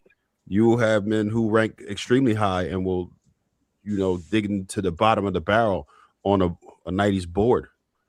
They just did an Trip, it don't sound like you said men don't cheat more. It sounded like you said men can't cheat more, but if they could, they would. But that's why men don't cheat more, because they can't. That's exactly they it. just did an article last year, you guys. That's real. They just did an article last year, and they said that 87% of women know who the follow-up dude is in a current relationship. And they typically do this. Like, that's they not walk cheating. away from a dude, they reported on it. This is self-reported data from women stating that they know exactly. You got a point. That's self-reported from women, Mark. Yeah, so they know who your replacement is. It was a tier 1 study, in a relationship. Right? So in a relationship. me knowing the next chick I want to crack don't mean that I'm cheating on you right now. It mean, yo, don't fuck up your hand, because I'm right. That's not what he's saying. What he's saying is that the likelihood of someone cheating, the likelihood of you cheating when you know who the next person is higher when you haven't even looked. The likelihood of you filling a role when you have someone in the role who's not performing with a candidate who will perform is higher. And unfortunately, the majority of women have said they know who has next. They know who, if man says no too many times, they're gonna go to. Like, it is so much easier for women to get sex than it is men. There's a very small subset of men who have a somewhat commensurate level of sexual access than the average looking women do. An average looking woman has the same pull as the female has the same sexual pull as a B-list male celebrity does. And that's just because she's got a vagina. Don't let her be attractive, then it's going to be almost the same as A-list celebrity. So that's why more women cheat than men, because it's easier for them to do it. Do you not think that if men had to flip it around and we all had unlimited access, every time we went outside, bitches was throwing titties and pussies at us the same way niggas throw dick at women, that we wouldn't be having more sex? We wouldn't be cheating more? Yeah, so this is the thing also, though. Like, we have a lot more options to cheat. I'm gonna tell you, right? Because women tend to be more picky, right? They tend to like, oh, I like this guy. Whereas men is like, yo, I'd fuck all you bitches. Right? So I think that's because like different. Hey, but how often have you seen a guy who says, I'll fuck all you bitches, and then any of those bitches be willing to fuck him? You fucking the threes and fours and all that? Nigga, I'm right. The women are picky. That's why it's harder for men to get sex. The fact that, like, look at some of these bitches that you've just seen in real that have children. So we know niggas will fuck anything. Like, that's the thing, because we see the anything. They're on these panels. They're in the comments. We know that. But how many times do you see women saying they'll fuck anything? Listen, male cheating is different, right? Because think about it, right? The niggas I know who cheat, it ain't no, oh, I like this girl and, she's giving me attention, so, I fucked her or whatever. Like, it's like, yo, this is what I do.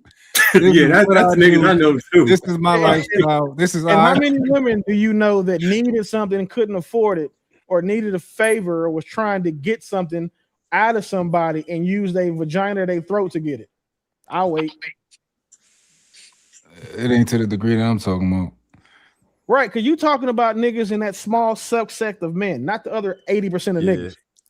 Maybe the other 80%. Or 90. You know what happens when the average nigga tries to cheat? He ends up embarrassing himself. The girl exposes him, and now not only does he get embarrassed for trying to cheat, he gets embarrassed for failing to cheat. Like, imagine your girl getting a screenshot of you thirsting after a bitch trying to fuck, and she like, no, I'm good, but then send it to your girl talking about, sis, come get your man. Like, nigga, you double fuck.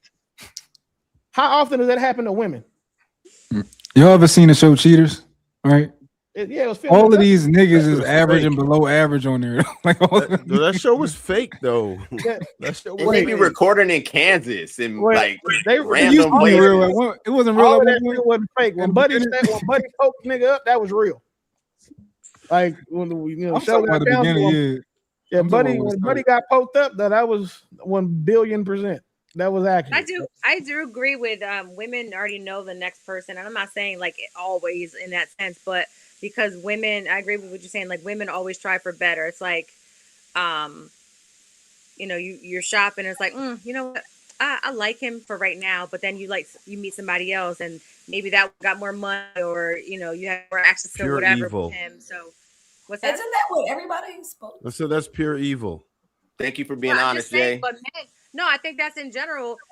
I think that's in general, but I think when men is that if a man meets a really solid woman and a quality woman, and they look at her as, you know, she's a nurturer, she's this, all the things that I want, they're going to still cheat. They can still cheat, but they're going to keep her around. They're still going to keep her around. As opposed to a woman, it's like, I'm tired, I'm bored, and you know what? I'm gonna go to the next one. So men don't do that. Huh? I think women would be the ones keeping orbiters around. I think that's their thing. Like that's why they're saying they tell men to, they practice. What do they say? Plate theory. Like how many women have many plates twirling as they can, and when one falls off, it's not hard for them to get another. Y'all don't think women date like, you know what? Well, I ain't even gonna ask this. This is about to be a dumb question, but I was gonna say, you don't think that most women try to date one man one? You don't think women date one man at a time? Like it's hard. No, it's not about dating one No. time, but It depends on what. I Depends on don't what even think age women group fuck you're one talking man at a There's a time. transition part. Yeah. If something going on, it's a transition. It overlaps. Or if they're checked out mentally, now the next person that they might meet could look a lot more attractive, and now they're, you know, giddy over them, and so that other man at home is not, he's not even like in the thought process anymore. Well, I wouldn't say that he's necessarily attractive. He may just be convenient.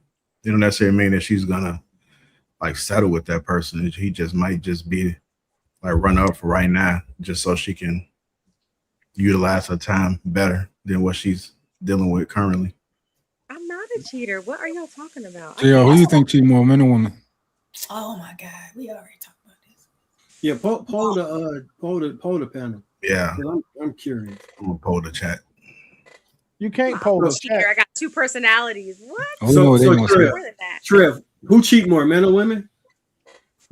I mean, statistically, it's men, but it's by a small margin, at least reported, right? But then women say they claim to be better cheaters, and they're liars. So then we have to understand, okay, how accurate it is, right?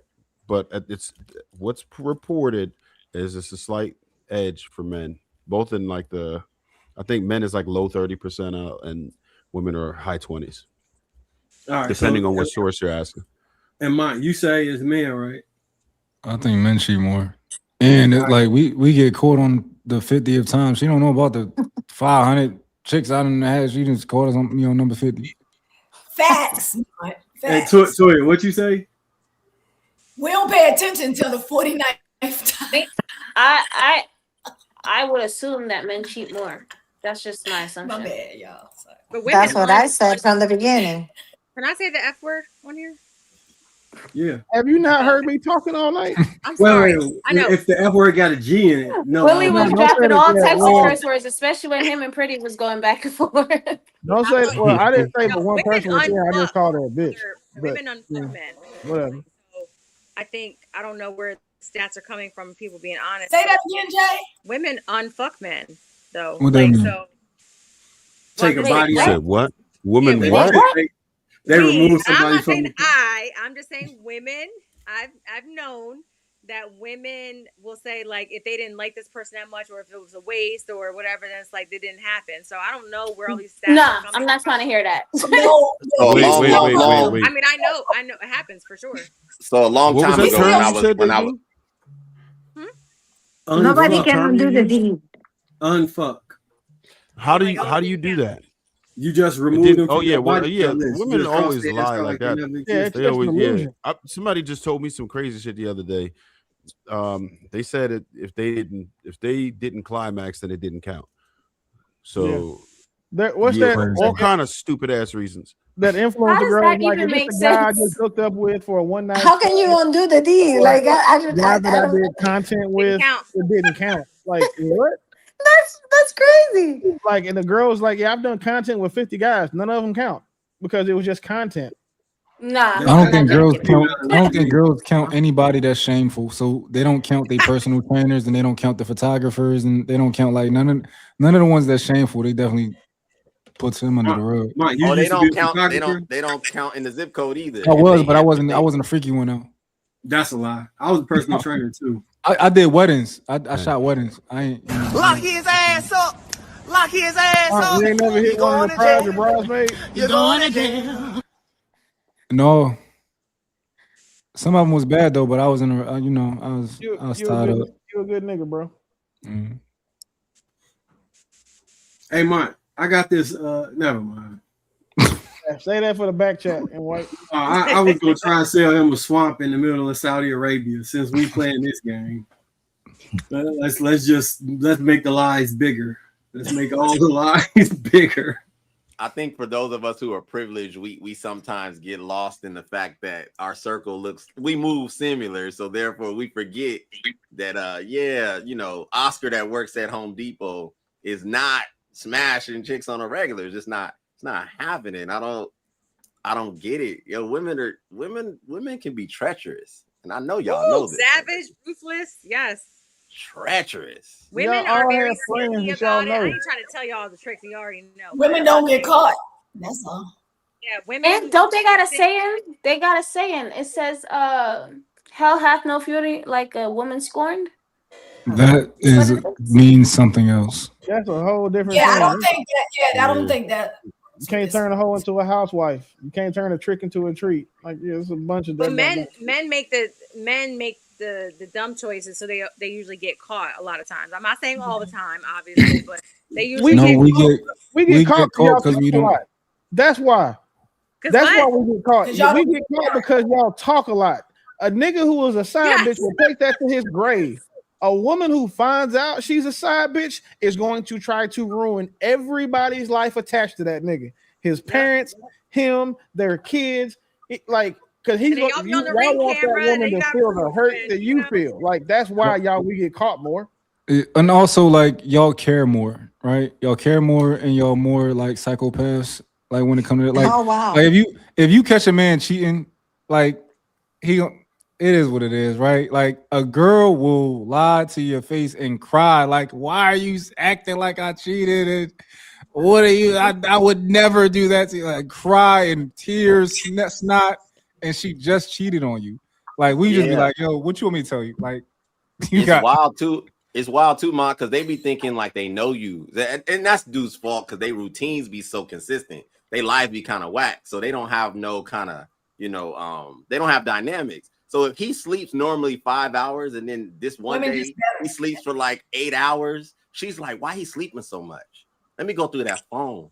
Like there's some weird stuff. What did they say? Let me smell your dick. Let me see your balls. Like what? All of that shit. Women if I gotta do that, then I need to go. I don't think you need to do it at all. Because at the end of the day, I mean, nigga, it's not hard for a nigga to wash his dick and balls off. So I mean, if a nigga come back home and you still smell condoms on him, he hates you. Like he hates you. I know people who have gone out there and done it and then came home and did it right after without even watching. Yeah, see, and that's trifling. Is that men or women? Both. Yeah. So you know a nigga who came home from a long hard night of cheating, smelling like Naloxone 9, which is a lubricant in condoms to kill sperm, and then went home. Didn't wash his shit, straight in bed and fucked his old lady. And she said women too. He hates that nigga. And women too. I know somebody back in the day. Who? What? Ew. Oh. Yeah, it's crazy. I know somebody who ended up going raw with this guy and then went right home and their man wanted some and they went and did it. They were trying to get out of it and they ended up wanting some. And they did it. That's crazy. Crazy. Yeah, no, that's gross. I hope he didn't do the extra stuff because that's really bad. Oh man. Could you imagine? Oh no. That's how you end up like the girl we was talking about at the beginning. Yes. That's how that happens. I'm surprised it didn't happen to her. I know. What if she cheated with an African she was actually attracted to, and that's why he did it? I don't know, bro. I don't know, champ. I can't. I don't know what to tell you about that one, big dog. Absolutely, the fuck not. I had a woman lie to me about, and this is like we was broken up, but like after we broke up, she did something, but you know, we was thinking about getting back together, and I'm like, oh, did you do something? She like, and I just knew she was lying, right? And she would lie, cry, all this other type of stuff, right? And I end up lying to her. I'm like, yo, you on my phone line? Like, I checked the text, even though it's not even possible. I'm like, I checked the text. Just tell me. So she's like, all right, I'll tell you. And I'm like, all right, cool. You told me what I didn't check the text. Yeah, Oh, see. She should Man, have she died. was a rookie because usually a girl will deny text and you can show her in her face. Right, Like, she should have died. I got with that the one. video of you giving that nigga head. Like, you mean to tell me that's not your birthmark on the back of your neck? Like, no, that's not me. That's just somebody else. They must have burnt her when she was getting her hair done. Like, women are some of the most creative and artistic liars on the planet. Like, they're quick. Actually, men are too. No, we're not good at lying. Can I tell We you? don't. No, We that's not. not good at. I don't agree. Yeah, we're not good at lying. No, I know. No, but baby, that's AI. That wasn't me. back in the No, day. no, Mon. How many times have you cheated in your life?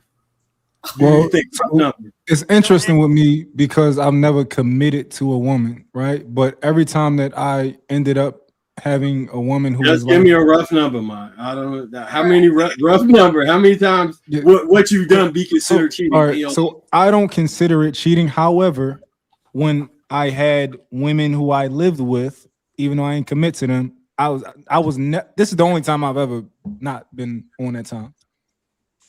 Nigga, what? All right, so I tell you. Your So whole look, this is I'm confused. I'll tell you, I'm with the only woman that I've ever asked to be my girlfriend right now, right? I've been with women who are consistent with me, who I'm like, yo, we can rock out. Look, check this out. I'm not ready for what you're ready for. And they're like, oh, well, maybe you saying like one day it might change, right? And I'm like, yeah, well, maybe one day it might change. And they're like, all right, cool. And they stick around, right? But I've never actually committed to like my current woman. I'm like, yo, I don't want to be with no other woman. I want to be with you. I want you to be my woman. Wait, never done that ever in my life. Never asked to go with my girlfriend. Can we rewind for like 8 sentences? Look at the fact he didn't answer this question, and this nigga gave a whole monologue. What I was He gave such a political answer. It was he trying to run for president. I kept it a book. Did you hear this nigga say I've never been committed to a woman, but I did live with one? How? That's what. How Listen, I'm one of them. Like, He was gaslighting and love bombing and everything. I wasn't. No, you got autonomy. If you would a nigga and he say like, yo, I'm not committed, like I'm not there, and you accept it. How many times you been confronted about cheating? How many times you been confronted about cheating? Yeah. How many times I've been confronted? Yeah. About being with other women. You keep saying cheating. About being with other women. Yeah. How many times you been confronted about being with other women? Several times. Ooh, arrest me, daddy.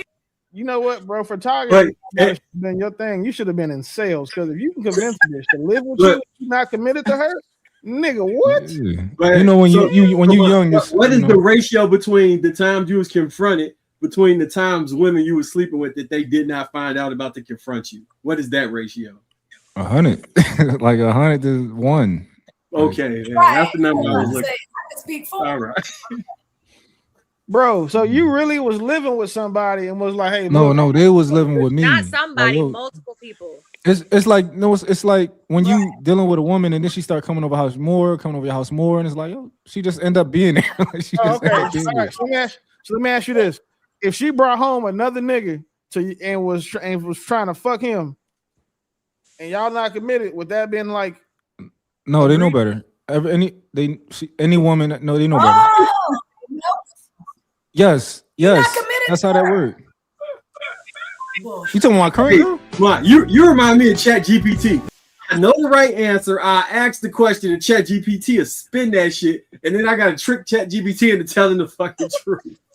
Like, ChatGPT, are you a cheater? No, I don't believe in cheating. ChatGPT, will you do something dishonest? It depends. ChatGPT, did you cheat? Kind of sort. I disagree. Just, hey, you know. if you want Children is running for president. He gotta have diplomatic answers. Bruh, if you want ChatGPT You got my vote.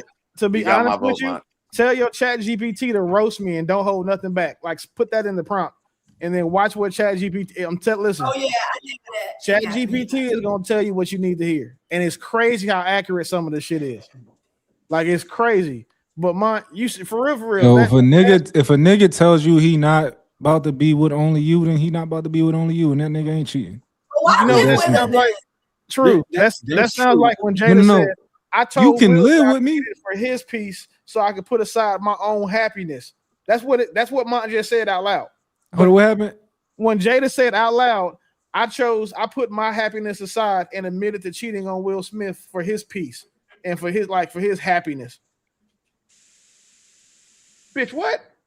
But what you just said almost made sense. Like I had a hard time coming up with something to push back on for a second, and then I was like, "No, this nigga say you got bitches committed to, but not committed to living with him."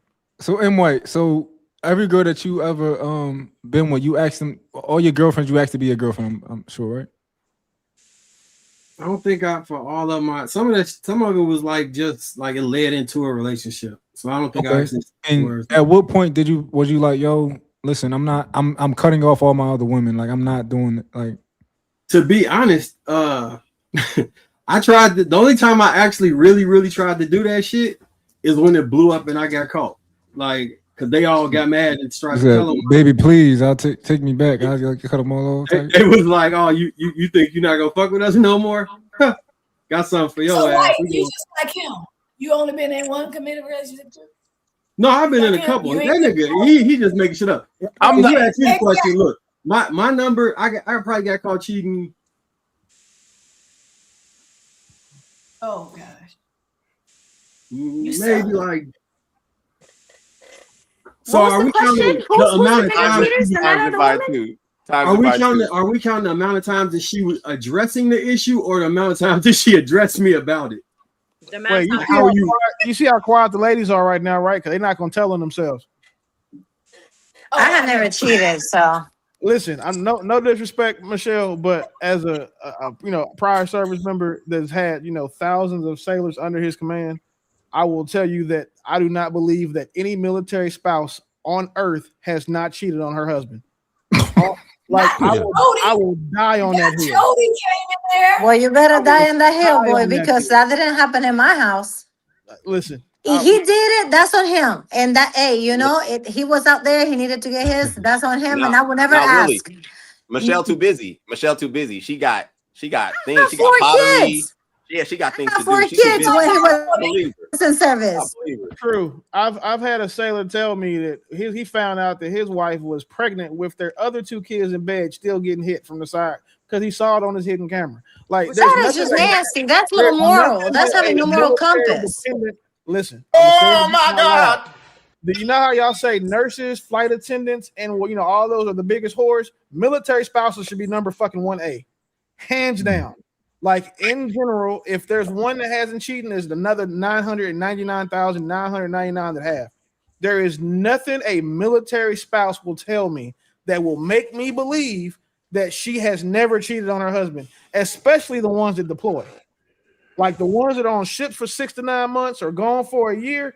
You think, and you on base around all them other alpha ass niggas. Like No, I didn't live on base. For cheating, she was still going to the gym. That was the number 1 sign because she's still going to the gym while her nigga's gone. So like she's going to the gym by herself now, and guess what happens? She gets cracked by one of them niggas in the gym. Like literally. Like y'all think I'm funny. Really, do you think that you biased because of a couple experiences that was so extreme they kind of jaded like your perspective? No, nigga, I'm biased. Again, I've had thousands of sailors. I hear from all of you. This story. Like, we gotta counsel these niggas when this shit happens. Like, I spent 20 years counseling people. It's true. He ain't lying. Lakeisha, was you wild in the military? Yeah. Did you cheat? Okay. All right. I never cheated, but I was wild. I was single, young, dumb, and free. Yeah. Trev. Oh, so we got 2 women on the panel never cheated in the military.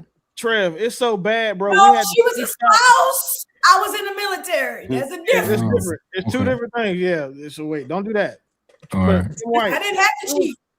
It's so bad, bro. We stopped letting certain pay grades get married without going through like command approved counseling because, and in that counseling, we're telling them your wife is gonna suck somebody else's dick. Are you gonna be okay with that?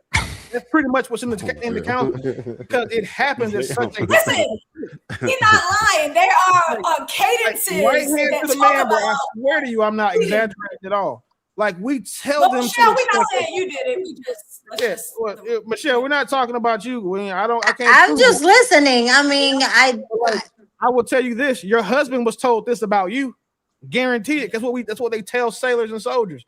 Because we have to, because if you're deployed, you can't be fucked up in the head worried about, you know what I'm saying, who is drilling your old lady back at home. We need you locked in, focused down range, doing what the fuck we over here for. But at the amount of times you catch a nigga breaking down because after a mail call, or you catch him breaking down after a Skype call because he done seen some shit, or the girl hit him with the, hey, you gone, I can't deal with this shit no more. Maybe we can deal when we get back. Or the amount of sailors that come back home from deployments and they like whole family is gone because the lady left with the other nigga, bro. That shit happens more oftentimes than it doesn't. We've had many safety briefings at the end of the formation. I mean, daily, where they would mention that like out loud about. Did it happen to you, Willie? Did you not hear my 3 niggas in a midget story? Oh, they missed it. You want me to tell it? No, listen, it don't need to be told again. Okay. I mean, I don't care, but yet, like it. Listen. So there's a saying, right? In the military, to make E6 and above, you got to have 2 things: a captain's mask and a divorce. Like for Army Article 15, like you got to have those 2 things to make the next pay grades. And if you don't make it, when I tell you that I got my shit out the way early, I got my shit out the way early. So it happens to everybody. It's just part of the game. Like it's something that we just know about military women. Like again, no disrespect, Lakeisha, Michelle. I'm still wait. So the military men are not included in this? No, because we're not talking about us right now. We're talking about y'all. Focus. Okay. So again, like now I'll give you. You know what, Toy? I'll give you that. A nigga who was married to like a civilian dude married to a military woman is fucking half the base. 1 billion. Like I can't even hold you. Like that nigga's putting up Wilt Chamberlain numbers on whatever base he's on because he's a dependent male that has access to all these other military women and spouses of the niggas who are deployed. It's a target-rich environment for him. All he got to do is talk about it. They never talk about it because you can't. No, because you just go in there. You meet a chick in the cereal section. You find that she's talking, and what they do is they'll tell you, "Oh yeah, my husband's deployed with this Marine regiment. He's deployed with this battle group." The nigga hearing this is like, "Oh, so you free chicken for the next 6 months?" Well, let me get your number. In case you want to go to Fleet and Family Support or one of those other cool meetings where everybody go really to socialize to figure out who can fuck who. Like, it's just watch the show Army Wives. Like that shit is kind of accurate. Or the Unit, Navy SEALs, watch all of those shows about the spouses cheating and shit. That shit happens to military niggas. I would say no exaggeration, 75% of the time. You got a 75% chance of coming back finding out your wife took so much more dick than she had before you left and while you was gone. That's sad. Shout out to the loose walls. What do you get to these super chats? Prime VA, $757 $5 has been over 150 stories in the last 12 months where these black women have been deleted by white men. We also have Ray's Anderson, 1969, $4.99. She talks down on black men. She has posts saying she wants mixed kids. Karma's a B. Go figure it out. Got deleted in the motherland, supposedly by a white tea man. A sophisticated jerk. $10 black men fought and have died in the Civil War, which led to the end of slavery. That is major change, isn't it? Praise Anderson, $4.99, pre-intellectual. Last time, check Malcolm X, MLK, Garvey, and black men that lost their lives for their people. How many black females? Marty's. Do we have? Martyrs. Okay, appreciate it. Oh yeah. Praise again, 199. Black women did fight to marry the white man, though, i.e. love and peace. Praise again with the 499. Other than down in Blackman, she also has multiple tweets of swooning over mixed babies and saying she wants mixed babies. So why, as Black men, we should care? Nico, a member, $2. Kick PI off. My mere thoughts, 5742 189. Honestly, what the F is this topic? Raise 199. Dave, stop the lies. The islands have always seen color. My mere thoughts, 499. If you grew up in a major city, you're seeing women putting their hands on men often enough. Who are we kidding? LOL. Shout out to Dr. Straight Gutter, became a member. Welcome to the club. Prophecy to Savior, $10. JR, the panelists need to respect the platform. When one person is allowed to attack and throw ad hominems and play victim is quite disgusting. Those people are a cancer to this platform. Prophecy, $10. Also, remember, you built this platform brick by brick. Respect should be the number one priority when attending the panel. You shouldn't have to consistently repeat yourself about let's just have a combo. Thank you, Prophecy. My mere thoughts, 5742 199. We make time for those who we want. Everything else is BS. Sir Shot, 8731, $2. The feminist community gonna have to hold the L. Brother Noomsy, a member, 99-cent super sticker. Prophecy again, $5. Also a member. So my new name is Miles Morales. The way he be spinning the web stuff to see. Prophecy again. Also a member, $5. Mott sounding like Jada Pickett homie, gonna call it an entanglement. And lastly, Prophecy again. Also a member, $5. Mott for sure, a damn politician. I want to thank everybody that has contributed to the platform. Do me a favor. Let's make sure we support everybody that got things going on. Same way you guys support over here. Hit the like button on your way out. Enjoy your weekend. Y'all be safe. I want to thank everybody that has pulled up, stuck around, and has left. All that good stuff, man. I love y'all. Y'all be safe out there, man. Make sure y'all brush your teeth tonight before y'all go to bed. And floss. Damn, I almost forgot to. Yeah. Somebody about to say something? No, I was like, boy, you hell. You